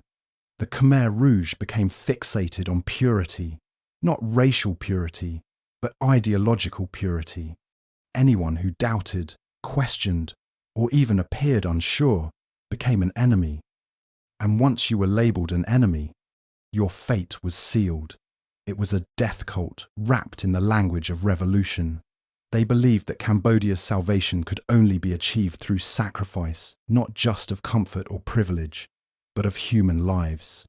The regime's leaders saw the population as clay to be moulded, and if a third of that clay had to be destroyed to make the rest conform, so be it. They spoke in terms of cleansing, of eliminating bad elements, of rooting out invisible threats. They saw spies everywhere, enemies in every village, saboteurs behind every failed rice harvest. Paranoia was not a symptom, it was policy. This paranoia infected every level of society. Entire families were executed because of a whispered accusation. A child might report a parent. A neighbour might denounce another to save their own skin. No one was safe, and because the ideology demanded constant purification, even the most loyal party members were eventually accused, imprisoned, and killed. The revolution devoured its own. The Khmer Rouge also rejected modern medicine. Doctors were considered bourgeois. Hospitals were dismantled. Instead, they relied on superstition, herbal concoctions, and forced labour to heal the sick. The result was catastrophic. Simple infections became death sentences. Starving people were told to eat more rice, even as their bodies withered. Those who died were blamed for being weak or impure, not victims of neglect or policy. And yet, despite all this, the regime insisted they were building utopia. They gave speeches about unity and pride. They plastered slogans on walls. To keep you is no benefit. To destroy you is no loss. They told starving peasants they were the vanguard of a new world. They preached equality as they orchestrated mass murder. The contradiction was staggering, and yet it made perfect sense to them. Because their belief system was not based on logic or evidence, it was based on faith. Not religious faith, but ideological faith. The kind that does not tolerate questions. The kind that requires absolute obedience. The kind that sees doubt as betrayal and mercy as weakness. This belief system was not just held by a few men at the top. It trickled down through the ranks. It was taught to children in re-education camps, chanted in meetings, shouted during executions. It was burned into the minds of those who survived, not just as something they heard, but something they were forced to internalize. Even decades later, survivors speak of how hard it was to let go of the slogans, the fear, the guilt, because when you are told, day after day, that your life is worthless unless it serves the revolution, you start to believe it. That is the true horror of what they believed, not just the number of dead, but the number of minds broken, families shattered, identities erased. The Khmer Rouge did not simply want to win a war. They wanted to rewrite what it meant to be human. And perhaps that is what makes their ideology so dangerous. It was not just violent, it was seductive. It offered clarity in a world full of chaos. It promised answers. It claimed to know who was right, who was wrong, who deserved to live, and who must die. That kind of certainty can be intoxicating, and it does not die with the men who first dreamed it. What they believed still matters, because belief, unchecked, unchallenged, and absolute, can become a weapon more deadly than any gun. What they believed turned a country into a graveyard, and what they believed must be remembered, not to understand them, but to protect ourselves. Mao Zedong's Cultural Revolution did more than transform China. It planted a seed of extremism that would bloom into unspeakable horror in the jungles of Cambodia. When Pol Pot and the Khmer Rouge looked to the outside world for inspiration, they did not turn to Moscow. They turned to Beijing, to the towering figure of Mao, to the brutal experiment that had shaken Chinese society to its foundations. And what they saw there wasn't a cautionary tale, it was a model. The Cultural Revolution, launched in the mid-1960s, was a decade-long purge aimed at erasing the past. Old customs, old culture, old habits, old ideas, what Mao called the Four Olds, were to be destroyed. Students turned on teachers. Families were torn apart. Temples were smashed. Intellectuals were humiliated, imprisoned, or killed. It was chaos disguised as purity. And to Pol Pot, it was proof that a society could be radically transformed by force, fear, and fanaticism. He studied Mao's slogans, his techniques, his absolute control over ideology. He absorbed the belief that the peasantry could be the foundation of revolution, not just workers in factories, but those who tilled the soil. Mao had declared that revolution was not a dinner party.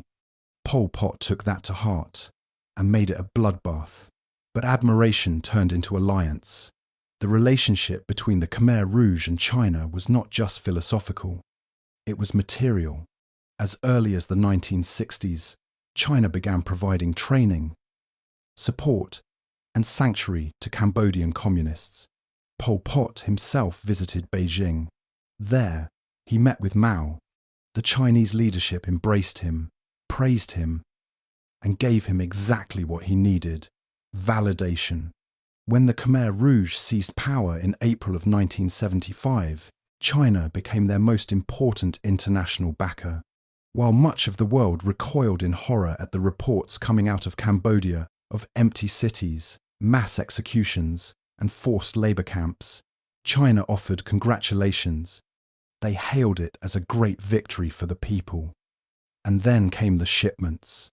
Hundreds of thousands of tons of rice, weapons, uniforms, trucks, radios, and medicine poured into Cambodia. Chinese advisors helped train Khmer Rouge cadres. Engineers helped with infrastructure. Guns and ammunition were provided with no strings attached. Over the course of the Khmer Rouge's brutal reign, Chinese aid amounted to hundreds of millions of dollars. An enormous sum for a regime that had no formal economy, no exports, and no international legitimacy beyond a few sympathetic allies. Beijing's support wasn't just practical, it was also political. When Vietnam invaded Cambodia in late 1978 and overthrew the Khmer Rouge, it was China who screamed the loudest in protest, not because they supported justice or stability, but because they hated Vietnam. China and Vietnam had a long, bitter rivalry, and to Beijing, the Khmer Rouge were useful pawns in a larger regional chessboard. So, when Vietnamese troops marched into Phnom Penh and exposed the genocide, China launched a military assault on Vietnam's border. Tens of thousands of Chinese troops poured across the frontier in a short, bloody conflict, known as the Sino-Vietnamese War. It was Beijing's way of punishing Hanoi for toppling their allies. Even after the Khmer Rouge had been driven from power, China continued to support them. From jungle hideouts along the Thai border, Pol Pot and his followers waged a guerrilla war for nearly 2 decades. And all the while, Chinese aid continued silently, steadily, and deliberately.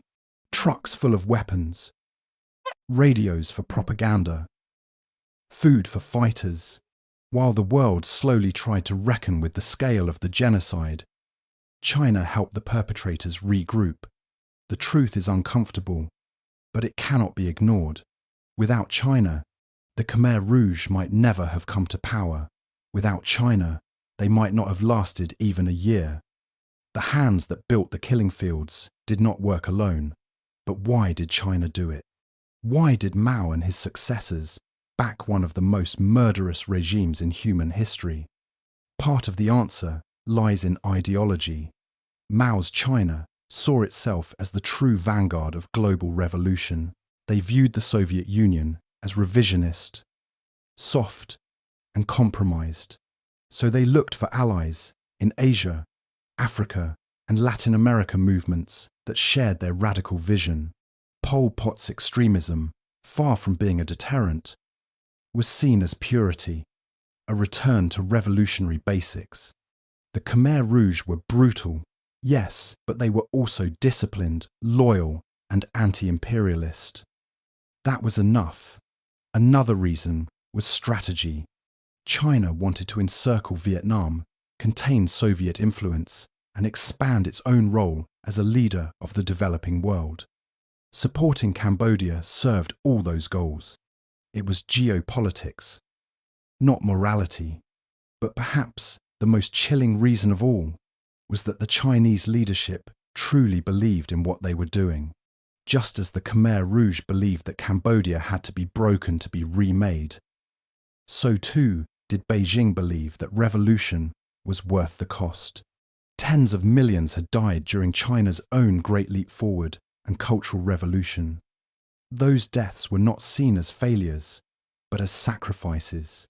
And so, when Cambodia started disappearing into a pit of mass graves, China looked on not with horror, but with pride.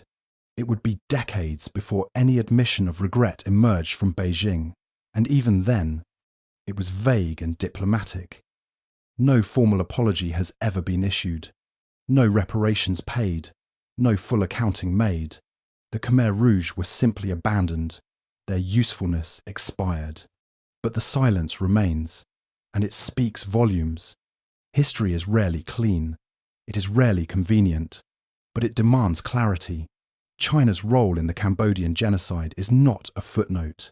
It is a chapter written in rice shipments and rifle crates, in radio broadcasts and diplomatic handshakes, in the twisted smiles of revolutionaries who believed that paradise could be carved from the bones of the innocent. Pol Pot built the killing machine, but China helped fuel it, and the world, once again, watched too quietly. By the end of 1978, the earth in Cambodia was already soaked with blood, but for the Khmer Rouge, there were always more enemies to kill. Their fury could not be contained by borders. It spilled outward, past the rice fields, beyond the killing fields, and into neighbouring Vietnam. What began as paranoia soon turned to provocation. And then, as if the weight of their crimes was not already too much for the world to bear, they made one final, fatal mistake. They attacked the wrong neighbour. Relations between Cambodia and Vietnam had always been uneasy. Centuries of history, territorial disputes, and cultural rivalry festered beneath the surface. But under the Khmer Rouge, that ancient resentment became a firestorm. Pol Pot and his inner circle viewed the Vietnamese not just as rivals, but as existential threats. They accused them of plotting to absorb Cambodia, of spreading Soviet influence, of betraying the revolutionary cause. And so, instead of diplomacy, they chose bloodshed. The Khmer Rouge began launching cross-border raids into Vietnamese villages. These were not simple military skirmishes, they were massacres. Civilians were dragged from their homes, butchered with machetes, burned alive, shot in front of their families. Entire hamlets were wiped from the map. In one notorious incident in the village of Ba Chook, more than 3,000 Vietnamese civilians were slaughtered in cold blood. Children, women, the elderly, it did not matter. All were considered enemies. Vietnam, for a time, tried to avoid escalation. Their leadership was exhausted from decades of war. The Americans were gone, but the scars remained. The thought of launching a new conflict this time against fellow communists was not something they welcomed.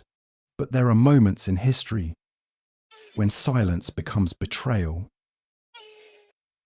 when patience becomes complicity, and so, after months of atrocities, provocations, and failed negotiations, Vietnam finally said what the world had not: enough.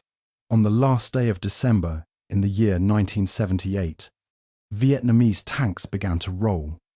Within days, more than 100,000 troops crossed the border. Their goal was not just retaliation, it was liberation. Vietnamese commanders knew what was happening inside Cambodia. Refugees had told them. Survivors had begged for help. Reports of forced labour, starvation and genocide had filtered out.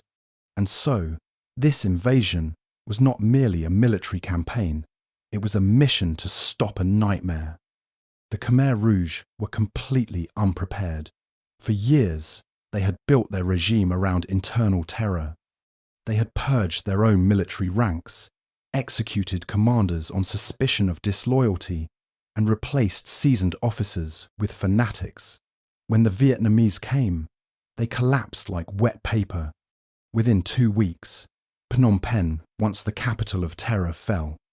But the horror did not end there. What the Vietnamese troops found was beyond comprehension: empty cities, mass graves, starving children, prison walls smeared with dried blood. Torture devices left exactly as they had been used the day before. The ruins of a society where even the idea of trust had been exterminated. And yet, Pol Pot was not captured. Like so many tyrants before him, he vanished into the wilderness, retreating to remote jungle strongholds along the Thai border. From there, he would wage a brutal insurgency for nearly 2 more decades, supported by outside powers who still saw him as a strategic asset. But his kingdom of death was over. The killing fields had been exposed to daylight. Vietnam's occupation of Cambodia was not welcomed by everyone. Many in the West saw it as a violation of sovereignty. Some called it expansionist. Others simply did not want to see communist Vietnam taking charge of another country. But none could deny the truth. Without that invasion, the genocide would have continued. The Khmer Rouge would have gone on killing, starving, torturing, and erasing, and no one else was coming to stop them. It was Vietnam, not the United Nations, not the United States, not China, that ended the nightmare, but the cost was immense. For the Vietnamese people, it meant years of further isolation, economic hardship, and bloody guerrilla warfare. The new Cambodian government, backed by Hanoi, struggled to rebuild a society shattered beyond recognition. The world, slow to act and quick to criticize, stood by once more as survivors tried to stitch together something resembling life. And still, even in defeat, the Khmer Rouge refused to disappear. From jungle outposts, they regrouped, rearmed, and rebranded. They continued to fight, to sabotage, to preach the same hatred that had already buried nearly 2 million of their own people. Pol Pot remained a ghost, heard but not seen, feared but not confronted. For years, he evaded justice. For years, the world allowed it. But none of this changes the simple truth. When the world averted its eyes, Vietnam opened them. When others debated and delayed, Vietnam acted, and though their motives were not pure, their actions stopped the killing. In the end, the Cambodian genocide was not ended by resolutions or speeches. It was ended by boots in the mud, tanks in the streets, and the roar of defiance from a nation that had already bled too much to tolerate more cruelty next door. When Vietnam said enough, they spoke for the millions who no longer could. And though history rarely grants clear heroes, in that moment, amid the ruins of Year Zero, the Vietnamese soldiers who marched into Phnom Penh became something rare in a century of silence, the deliverers of a broken people. Phnom Penh had once been a vibrant capital, tree-lined boulevards, French colonial buildings, a river that shimmered like silver in the morning Sunday. But by early 1979, It was something else entirely, a ghost city, emptied of laughter, emptied of life. When Vietnamese troops finally entered its boundaries, there was no fierce last stand. There were no heroic defences. The Khmer Rouge had fled before the tanks arrived, retreating into the wilderness like shadows slipping into the underbrush. But this was no ordinary victory. What the soldiers found was not a conquered enemy, but a hollowed nation. Buildings stood, but without people. Streets stretched for miles, but without cars, without noise. Schools had been turned into torture chambers.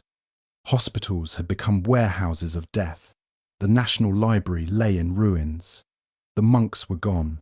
The teachers were gone. The children had stopped playing long ago. The Khmer Rouge had fallen.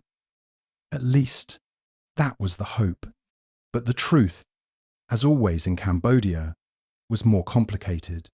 Pol Pot and his senior leadership escaped into the mountainous regions near the Thai border. They had anticipated the Vietnamese invasion and had prepared fallback positions deep in the jungle. There, among the dense trees and twisting paths, they began to reorganize. And even as the world slowly began to hear whispers of the horrors that had unfolded, the architects of genocide simply vanished behind the green curtain of foliage. The Vietnamese installed a new government in Phnom Penh. It was made up of defectors from the Khmer Rouge men like Heng Samrin and Hun Sen, who had once fought for the regime but had turned against it. The new regime, called the People's Republic of Kampuchea, declared an end to Year Zero and tried to rebuild what little was left. Roads were cleared. Refugees were fed. Mass graves were catalogued. But the nightmare had not ended. It had only changed form. In the borderlands, the Khmer Rouge launched a brutal insurgency, backed by China, tacitly supported by the West as a counterbalance to Vietnam, and armed with weapons smuggled across Thai territory. They began attacking again. Villages were raided, ambushes set, landmines buried.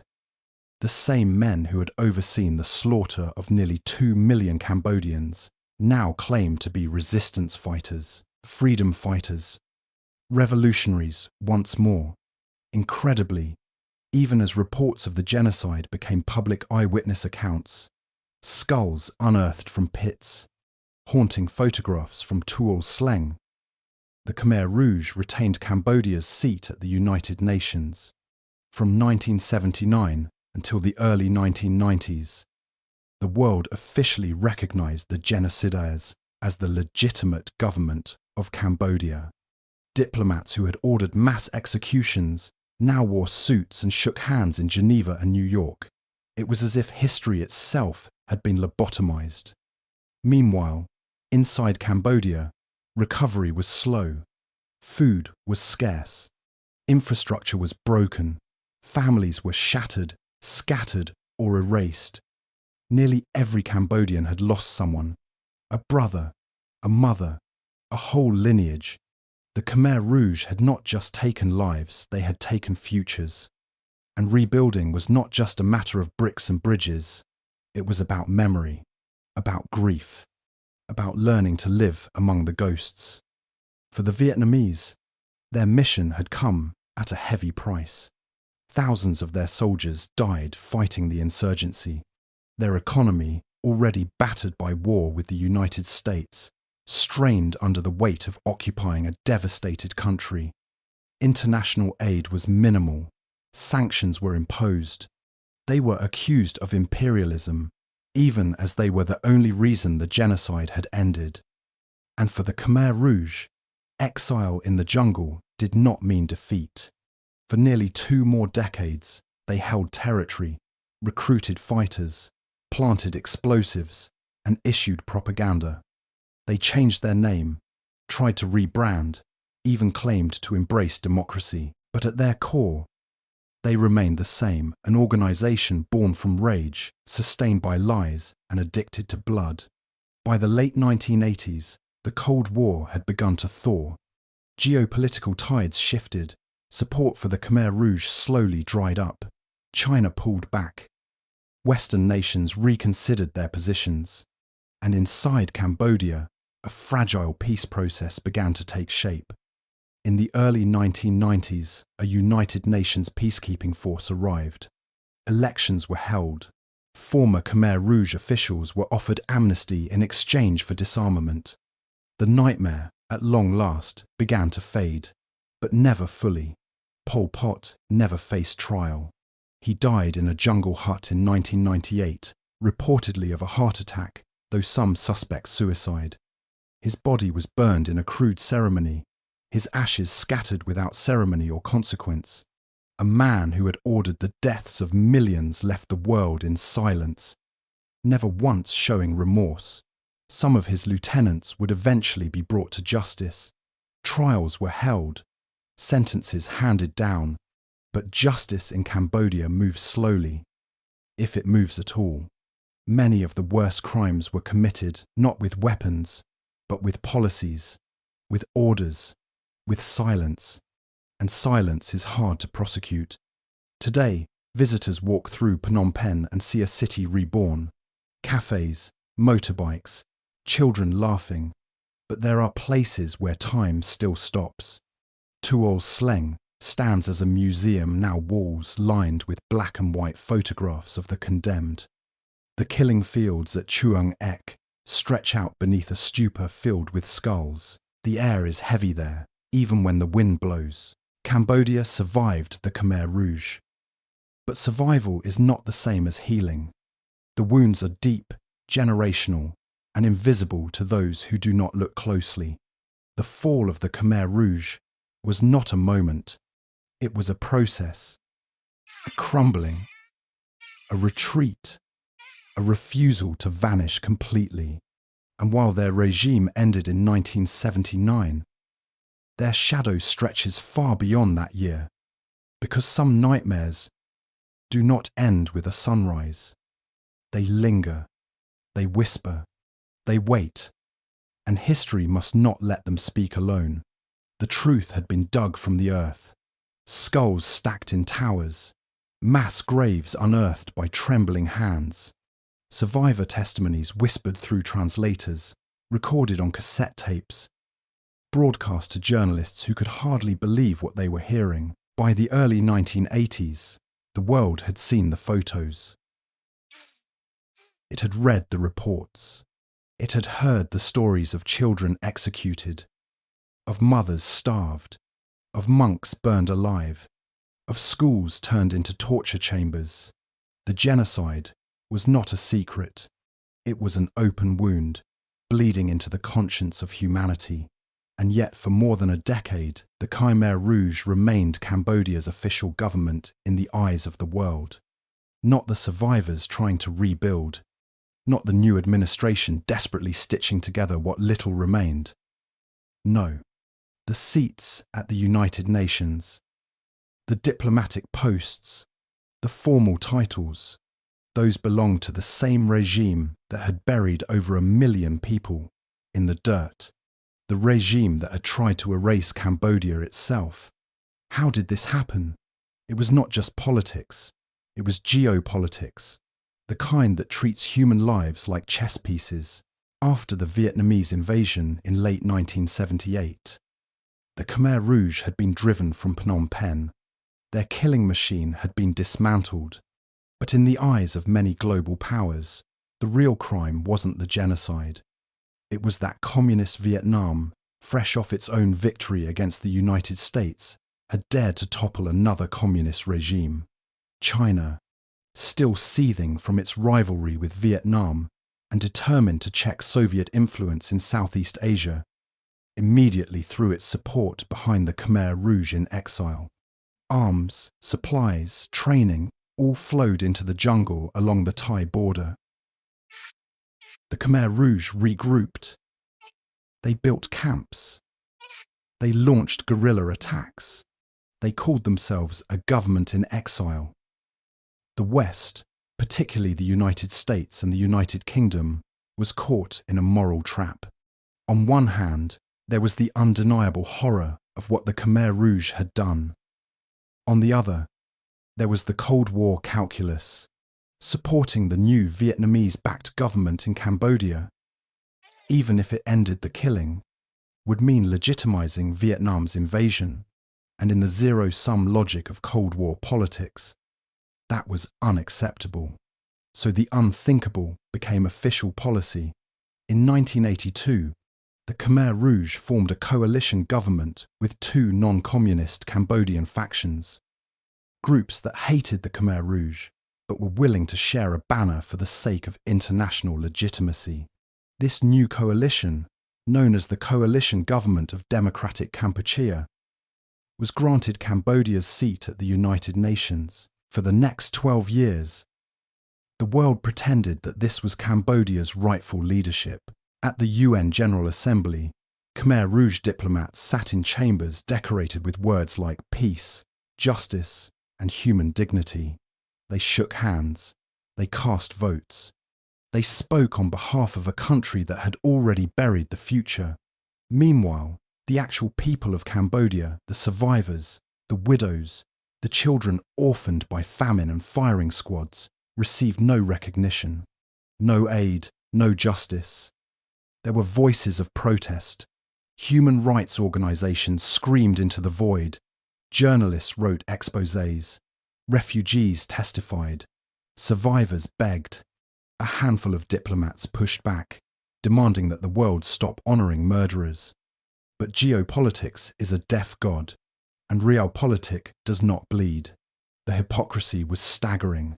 At international conferences, countries condemned atrocities while sharing tables with the architects of one of the bloodiest regimes of the 20th century.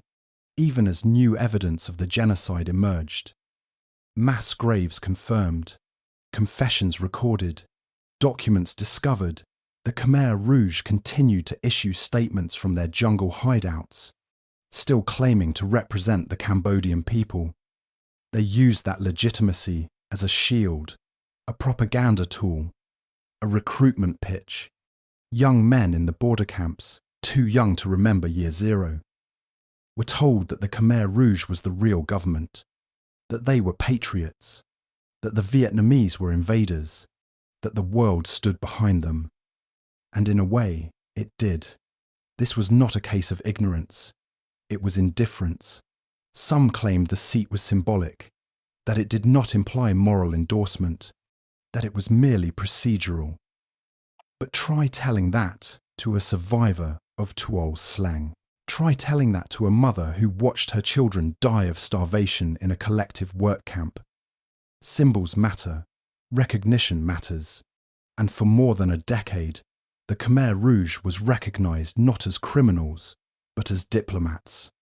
The Vietnamese-backed government, meanwhile, remained isolated.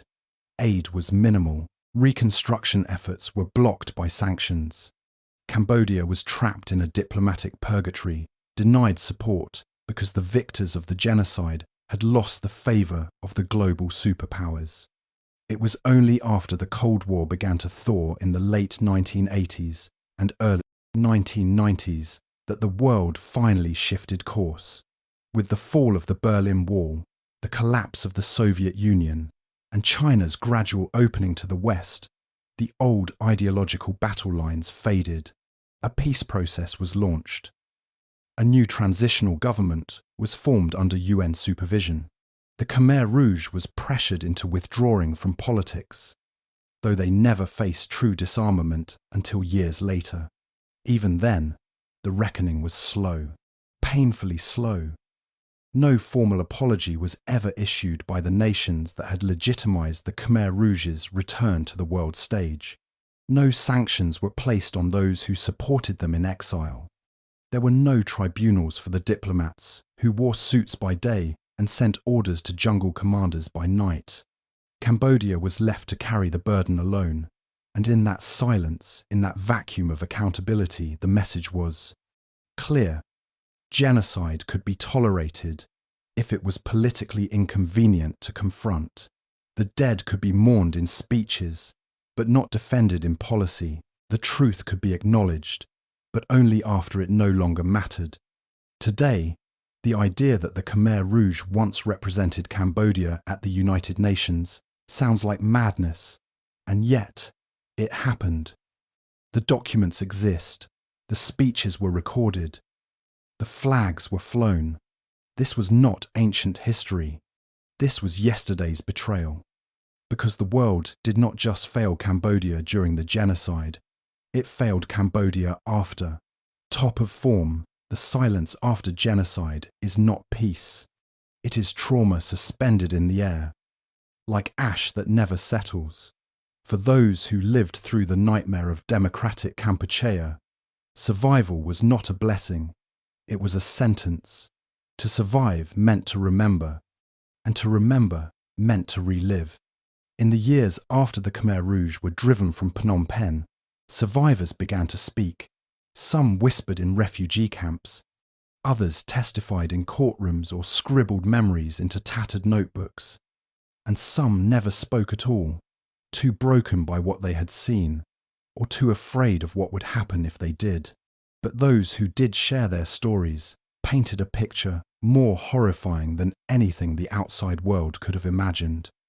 One man, once a schoolteacher, told of being shackled in a re-education camp where his job was to dig graves every day, new ones, not for strangers, but for neighbours, for children, for people who had once smiled at him in the market. He said the ground never stayed quiet. Even after the dead were buried, the soil seemed to hum with screams. A woman recounted the day she was forced to watch her husband executed with a hoe. They called it the tool of the peasant revolution. But it was used to cave in skulls.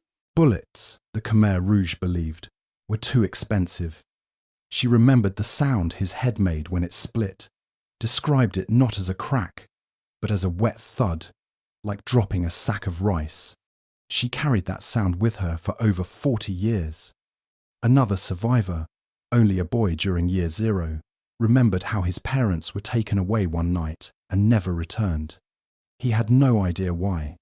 Maybe someone had accused them of owning too much rice, or of having once worn glasses, or of smiling too often, or not smiling enough. He spent the next 2 years foraging for frogs and insects to eat. He had not been hungry since. He said hunger had become his natural state, like breathing. These stories were not rare. They were everywhere, embedded in the stares of old men sitting silently in doorways, in the sudden tremble of a woman's hand when asked about her childhood, in the empty seats at dinner tables across the countryside. An entire nation had been made to betray itself, then survive what was left. The psychological wounds were deep, and they did not end with the survivors. Children born long after the fall of the Khmer Rouge grew up with parents who flinched at loud noises, who never spoke of their pasts, who carried secrets like anchors. Domestic violence spiked, substance abuse surged, trust collapsed. In villages where neighbour had turned against neighbour, where accusations had led to executions, reconciliation was not just hard, it was unthinkable. Post-traumatic stress became a national condition, but there were no therapists, no support groups, no language for what had been done.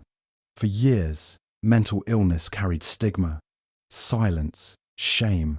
Trauma was something people were expected to carry alone, like water in a cracked jar, always leaking, never empty.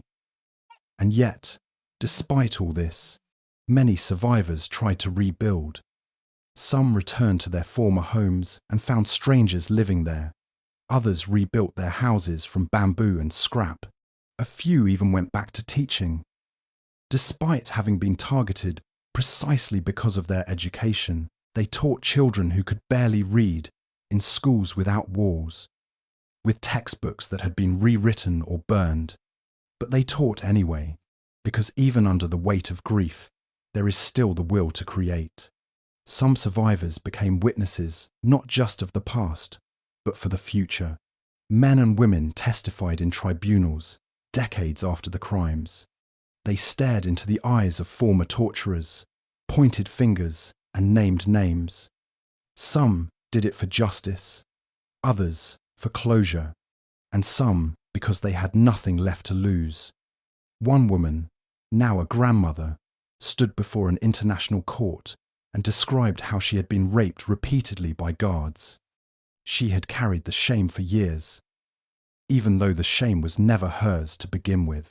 When asked why she had chosen to speak now, she said, "Because I have a granddaughter, and I don't want her to think silence is survival." But not every story ends in testimony. Many survivors disappeared into poverty, living in rural isolation with no pensions, no recognition, and no help. Some ended their lives, unable to carry the weight any longer. Others simply faded, their memories dissolving into dementia long before any justice was served. Even today, the scars remain. Young Cambodians grow up in a country dotted with mass graves, but many know little of what happened. History textbooks barely scratch the surface. Teachers are often reluctant to talk. For a long time, the genocide was a topic too dangerous, too political, too fresh. The result is a generation raised among ghosts it cannot name. Efforts have been made to preserve memory.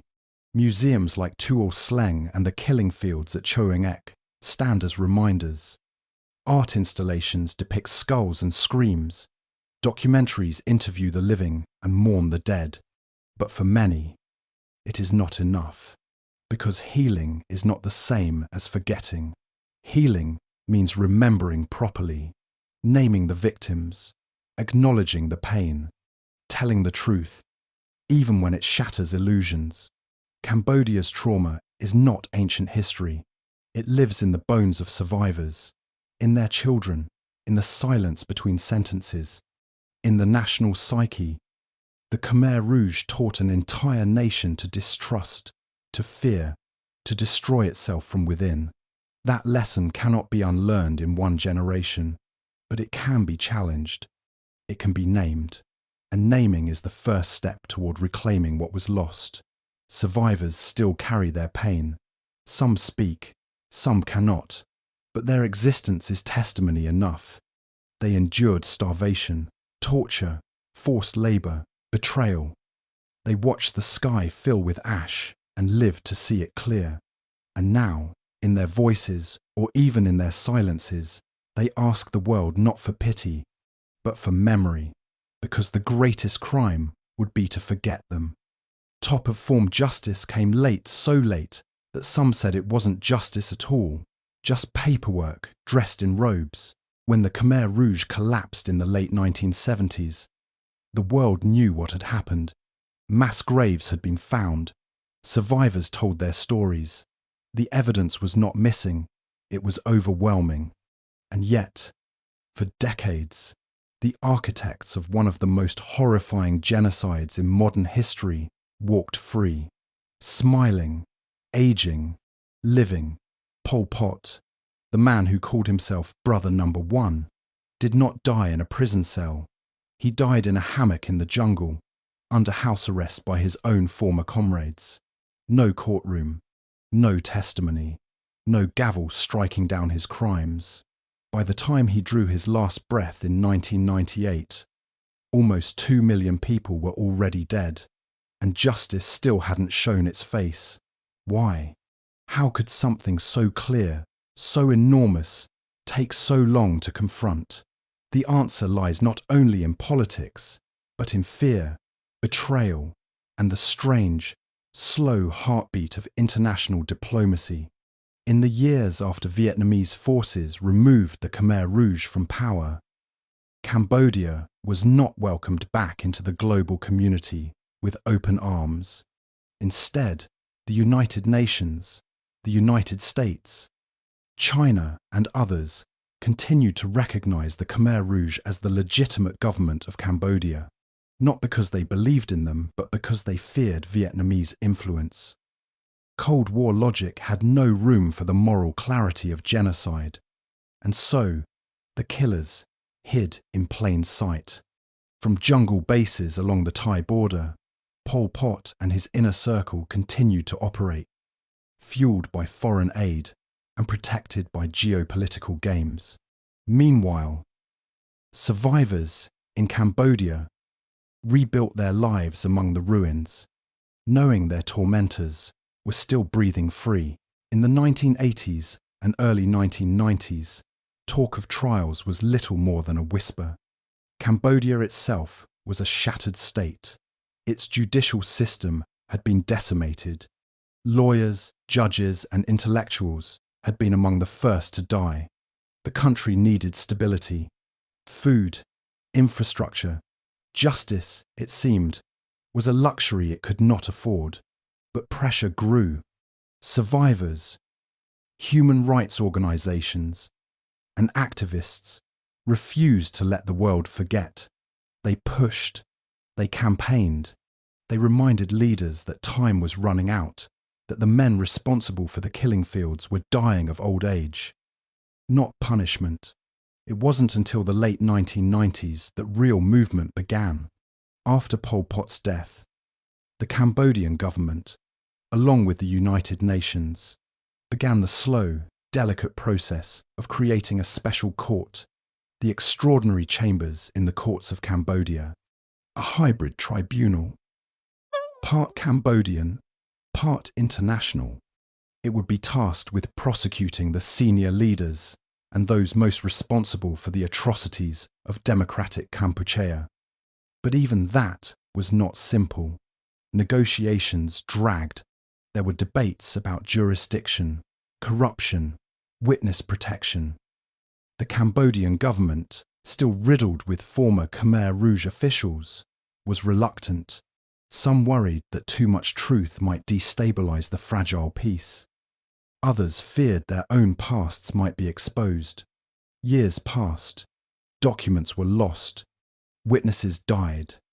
Finally, in the early 2000s, the tribunal began its work, but it was slow, painfully slow. Proceedings were delayed by political interference, budget disputes, and internal friction. Critics called it a failure, a show, a hollow gesture, and yet, despite everything, it delivered something Cambodia had never seen before: trials. In 2010, Kaing Guek Eav, he had overseen the infamous S-21 prison, where over 12,000 people were tortured and murdered. He was sentenced to life. A small crack of justice, but a crack nonetheless. Then came others: Nuon Chea, the brother number 2, and Khieu Samphan, the former head of state. Both were convicted of crimes against humanity. Both were sentenced to life. As of the 2020s, they were among the few still alive to bear the weight of a verdict. But by then, Pol Pot was long gone. So were many others. Ieng Sary died before the verdict in his case could be reached. His wife, Ieng Thirith, was ruled unfit for trial due to mental illness. Other key figures had disappeared, faded, or died before their names could even be formally read in court. For many survivors, the trials were bittersweet. Justice, yes, but delayed, diluted, incomplete. For some, watching the men who had once wielded absolute power now shuffle into courtrooms in wheelchairs and oxygen masks felt like a cruel joke. Where was the justice for the infants dashed against trees, for the mothers buried alive, for the monks burned with their temples? Still, the tribunal did something powerful. It gave voice.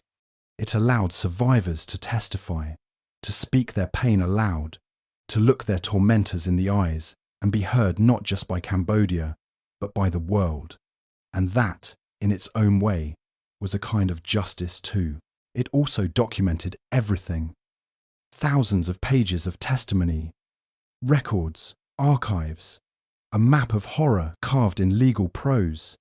For the generations born after the genocide, it became a record that could not be denied. It made memory official. But even today, questions remain. Why did it take so long? Why was the world so slow to act? Why did so many escape judgment? Perhaps the greatest tragedy is not that Pol Pot died without facing a court.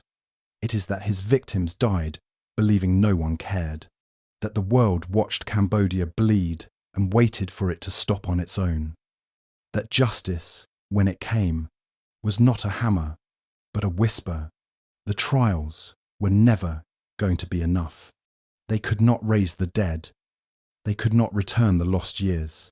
They could not undo the silence that came before, but they could say, this happened, it mattered, it was wrong.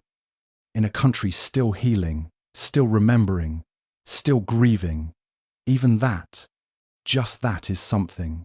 In the world Pol Pot envisioned, memory was a weapon, and like all weapons under his rule, it had to be broken, dismantled, and replaced with something cold, sharp, and controllable.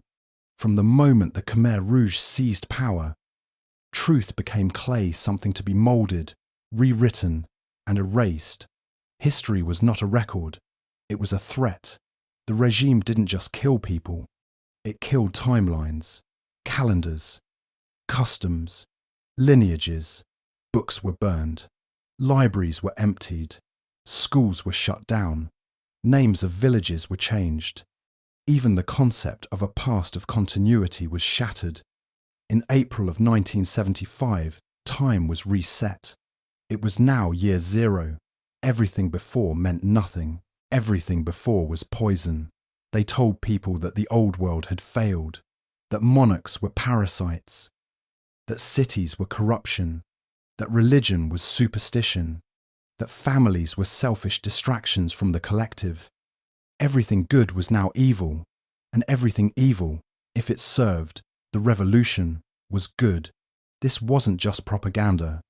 It was the deletion of identity.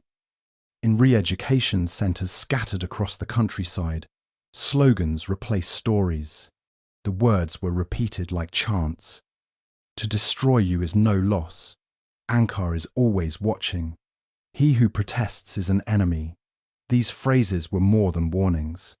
They were psychological bombs designed to explode inside a person's mind and hollow them out from within. Speakers crackled with broadcasts from the voice of democratic Kampuchea, delivering twisted news to labour camps where people were too exhausted to think critically. Leaflets proclaimed victory, harvest success, enemy sabotage. Foreign radio was banned. Speaking about the past was forbidden. Even photographs became dangerous evidence of a former life that could make you disappear. If you were seen holding an image of your wedding, your child in a school uniform, or your family visiting a temple, it could be enough to label you a traitor. Memory itself was treason. Propaganda paintings showed happy peasants smiling in rice fields, even as famine spread like a plague. Murals depicted heroic children reporting their parents, farmers handing over their tools with joy, soldiers defending the motherland from Vietnamese enemies. The fantasy was vibrant. The reality was rotting, and through it all, Angkar the organisation was presented as omniscient and benevolent. No one ever saw it. No one ever voted for it. But its name was on every order, every punishment, every decree. People began to speak of Angkar as if it were a deity. Not out of faith, but out of fear. It was always watching. It always knew. Even in the aftermath, the manipulation did not stop. When the Vietnamese toppled the Khmer Rouge in early 1979, they uncovered horrors beyond imagining: mass graves, torture facilities, starvation camps. But even then, the narrative did not shift overnight. The Cold War had turned the world into a hall of mirrors. Because Vietnam had done the liberating, the West was reluctant to acknowledge what had actually happened. To support Vietnam was, in some circles, to support communism. So for years, the United Nations continued to recognise the Khmer Rouge as Cambodia's rightful government. For over a decade after the genocide, Pol Pot's flag still flew in the halls of diplomacy.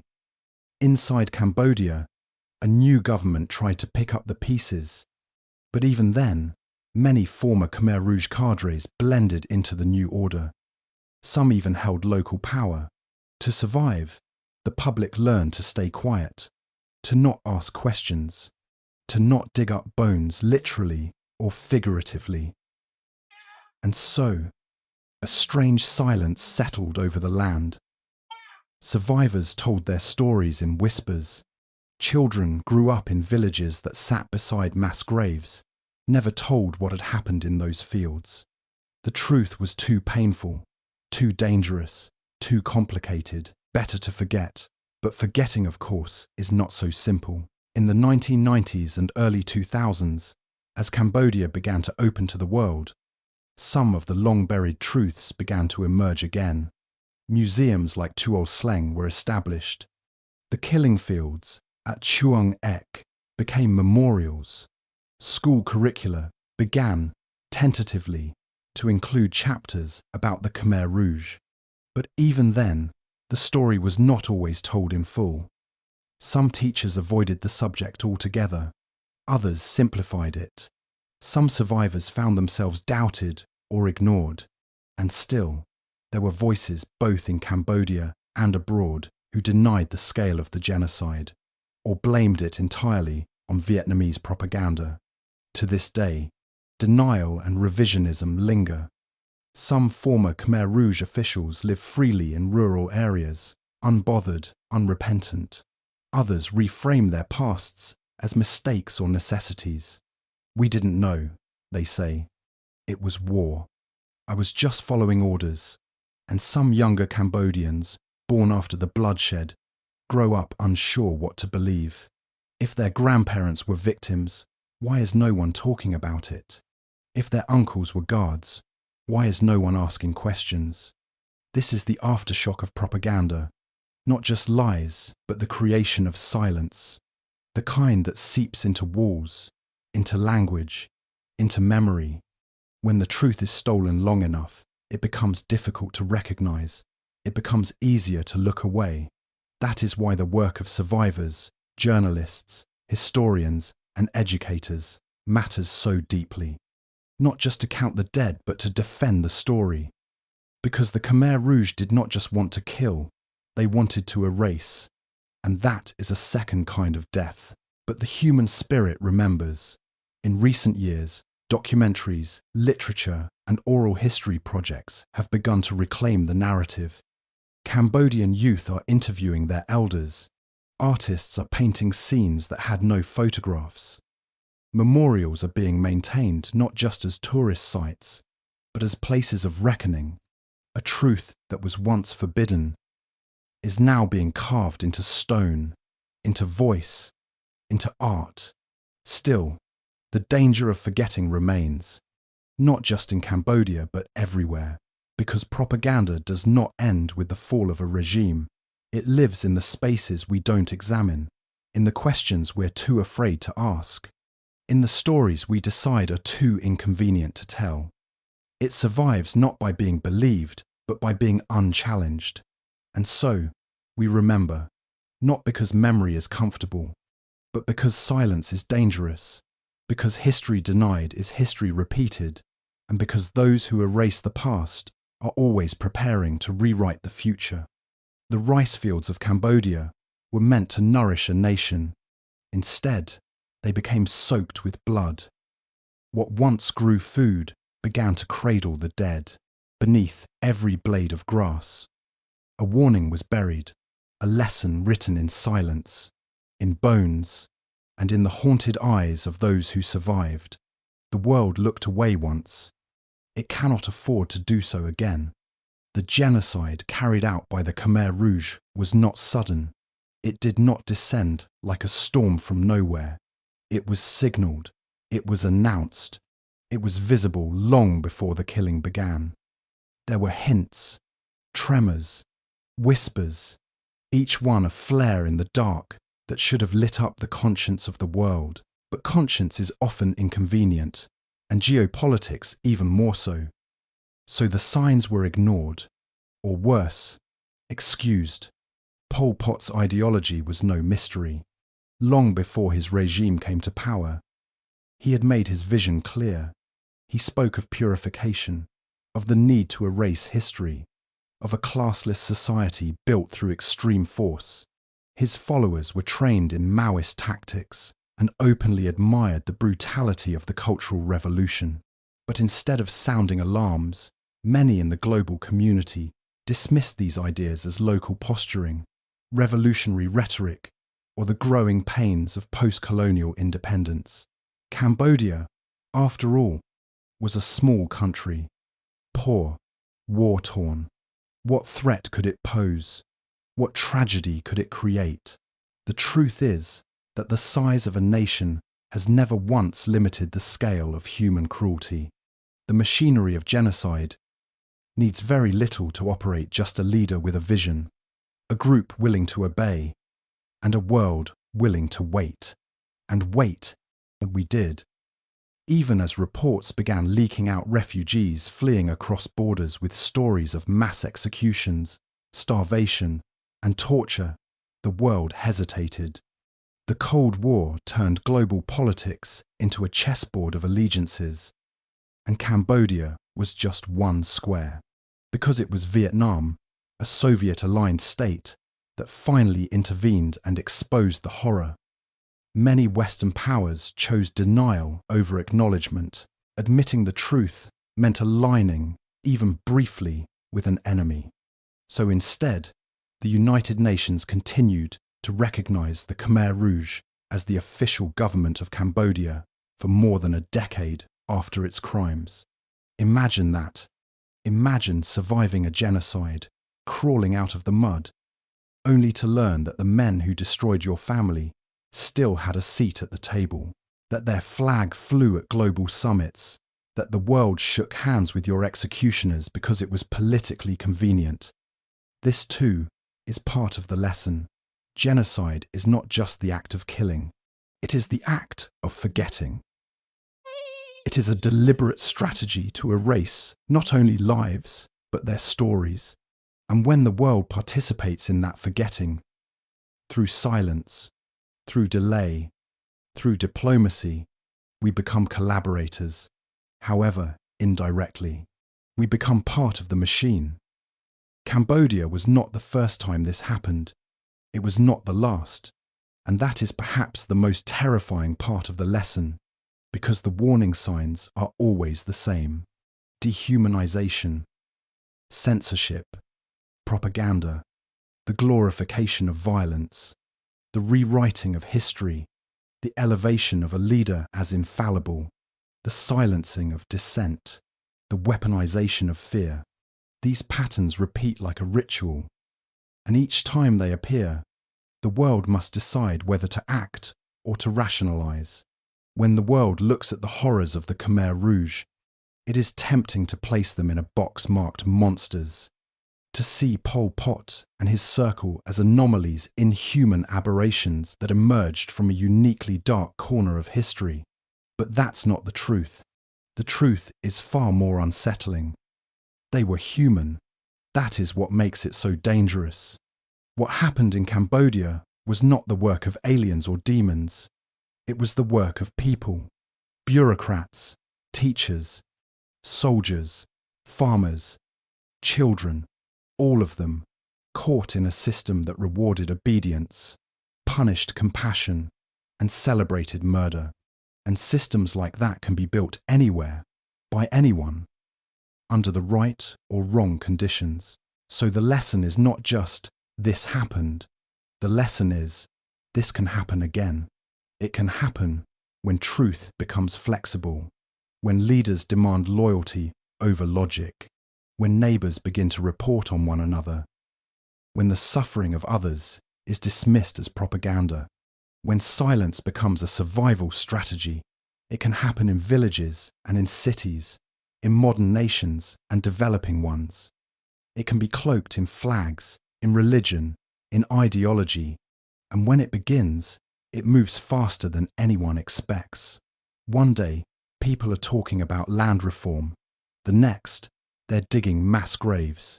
This is why we remember, not out of morbid fascination, not to reopen wounds, but to inoculate ourselves against forgetting.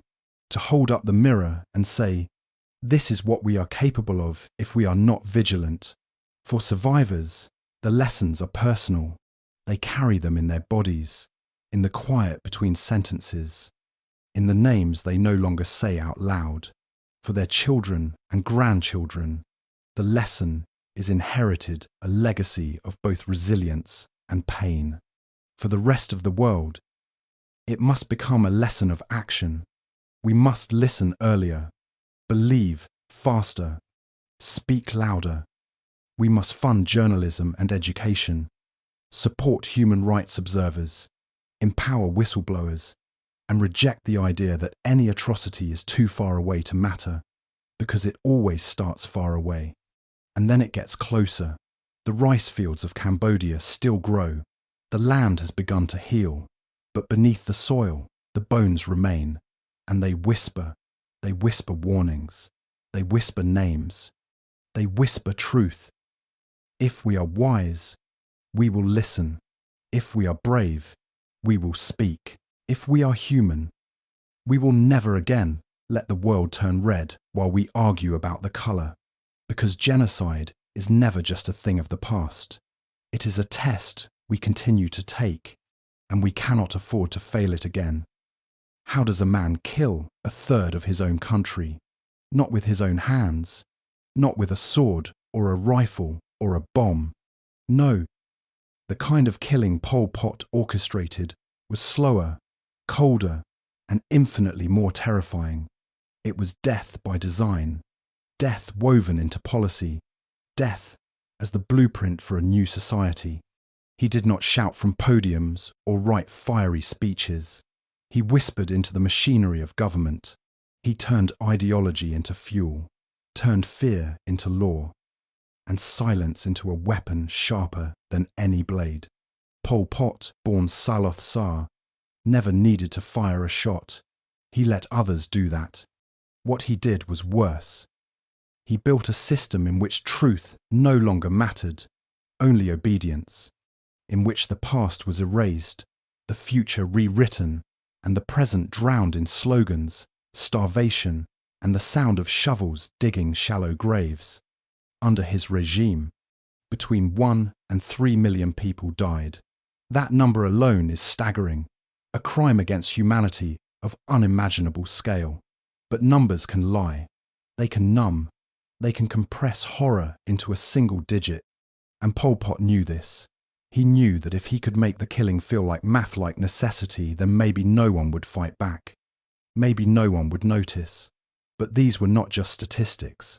These were families, mothers and fathers, scholars and children, whole generations wiped away not for what they did, but for what they represented, for wearing glasses, for knowing French, for being a monk, a Muslim, an ethnic Vietnamese, a person with a memory.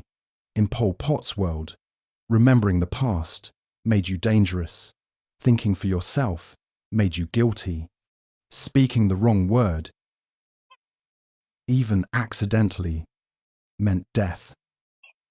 And so, silence became a survival strategy. But silence, too, was a trap, because the regime thrived on it.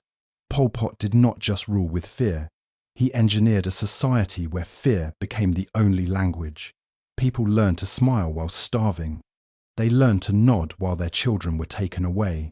They learned to whisper lies to survive, and then forgot what the truth even sounded like. In the world he built, trust was treason. Family bonds were broken by design. Children were taught to inform on parents. The young became executioners before they could write their own names. And through it all, he remained distant, a ghost behind the curtain. He rarely made public appearances. He spoke through broadcasts. Faceless and calm, he never shouted. He simply said, "This is what must be done." And it was done. That is how a third of a nation disappears. One killing field at a time. One empty classroom at a time. One re-education centre. One labour camp. One transport truck full of prisoners driven off into the jungle at a time. What makes Pol Pot's legacy so uniquely chilling is not just the body count. It is how ordinary the tools were, how mundane the evil became. It was not carried out by monsters. It was carried out by neighbours, by classmates, by people who were afraid, or angry, or simply trying to stay alive. The system turned them into executioners and rewarded them for it. It did not need to force everyone to kill. It only needed them to accept the killing. The genocide was not a frenzy. It was an institution. Rules were written. Forms were signed. Confessions were extracted through torture, then filed and stored like receipts. The most notorious prison, S21, recorded every prisoner, every photo, every statement, proof that even horror can be bureaucratic. Victims were numbered, catalogued, processed like cargo, and then discarded. And still, the outside world waited. Some dismissed the reports as exaggerations.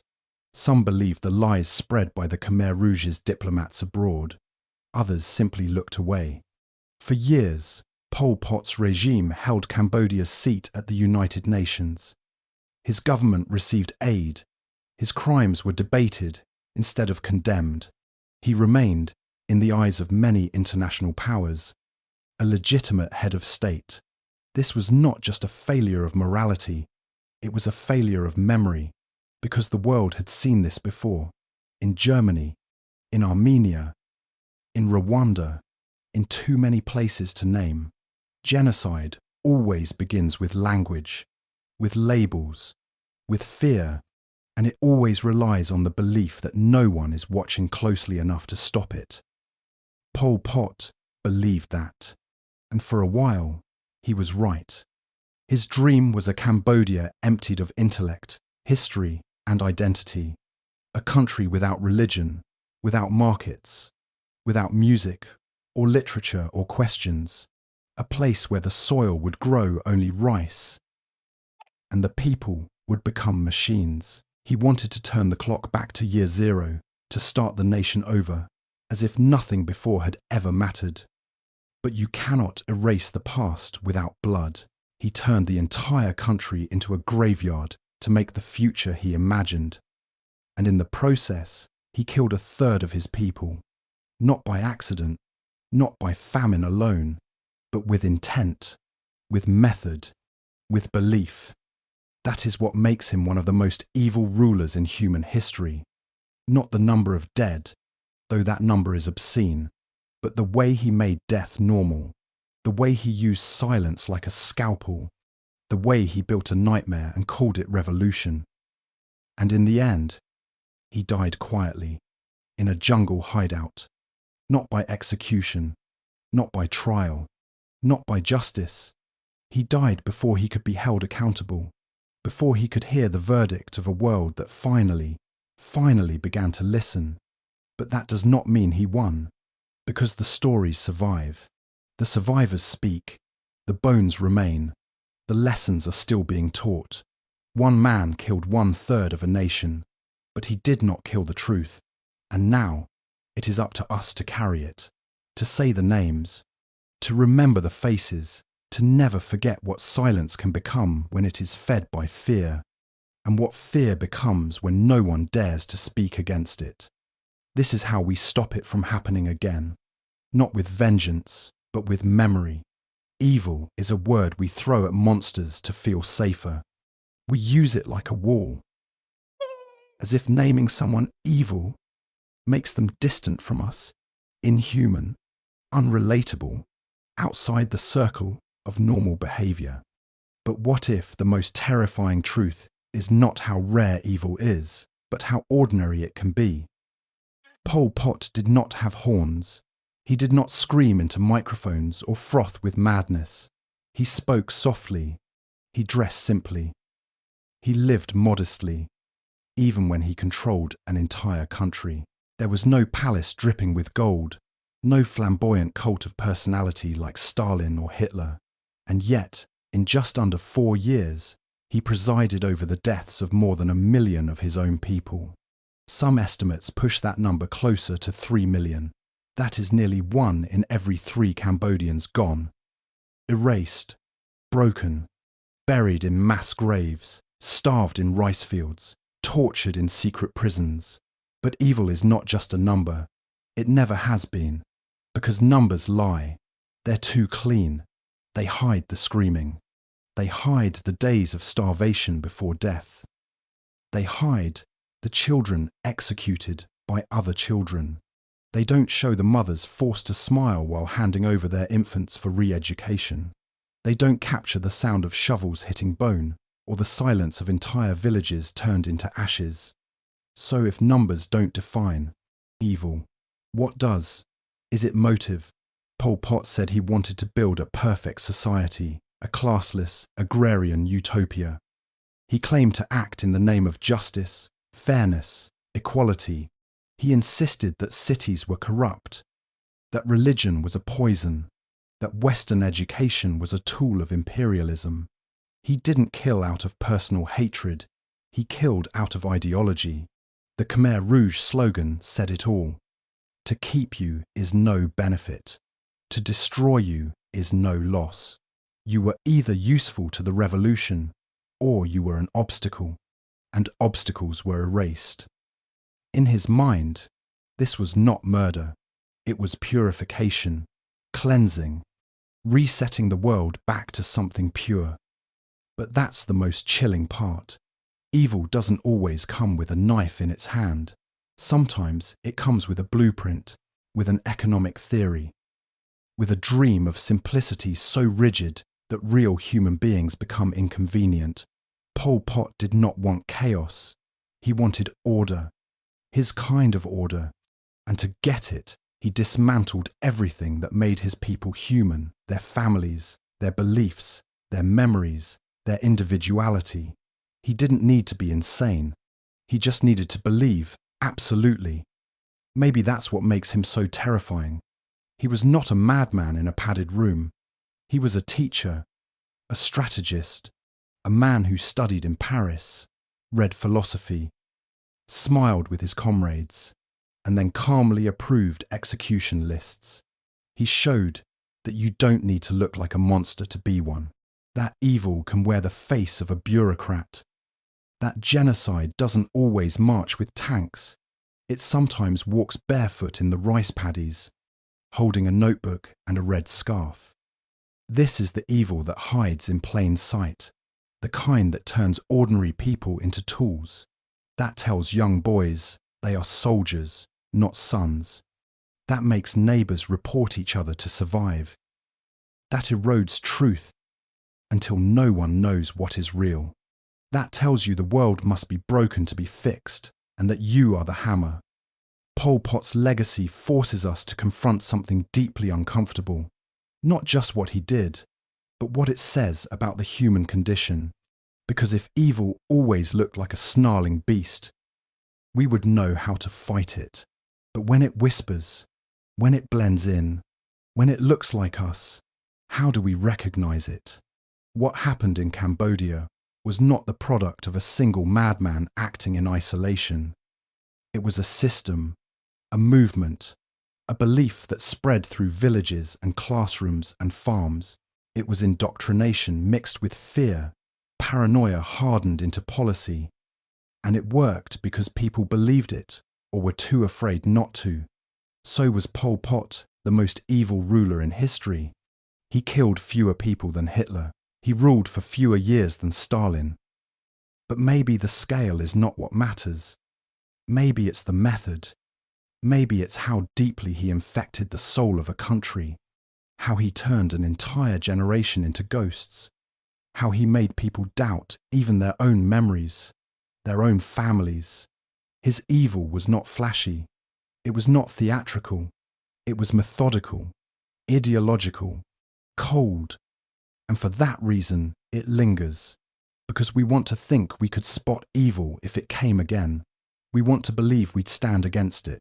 But Pol Pot's Cambodia reminds us how easy it is to look away, how fast normal people can be broken down, turned against one another, numbed to horror. And it reminds us that the worst atrocities in history weren't committed by monsters in caves. They were committed by people, often quiet ones, often convinced they were doing good. Evil is not always something that can be exiled to the pages of history or the back corners of the mind. Sometimes it sits at the dinner table. Sometimes it gives speeches about revolution. Sometimes it asks for silence and gets it. So maybe the most important question is not, was Pol Pot the most evil? Maybe the real question is, how close are we, at any moment, to becoming part of something like it? Because if history teaches us anything, it's that evil does not need permission to return. It only needs apathy. It only needs fear. It only needs for good people to tell themselves, this can't happen here. It can. It did. And it might again if we forget what it looks like, especially when it looks like us. The soil in Cambodia grows rice again. The cities breathe. Children laugh in schoolyards. Monks chant in temples that were once silent. The ghosts still linger, but the living have reclaimed their right to hope. For many Cambodians, survival is not just about staying alive.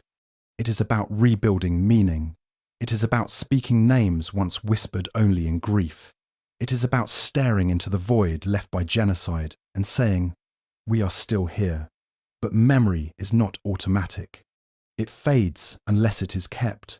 The phrase, never again, has been spoken in many tongues.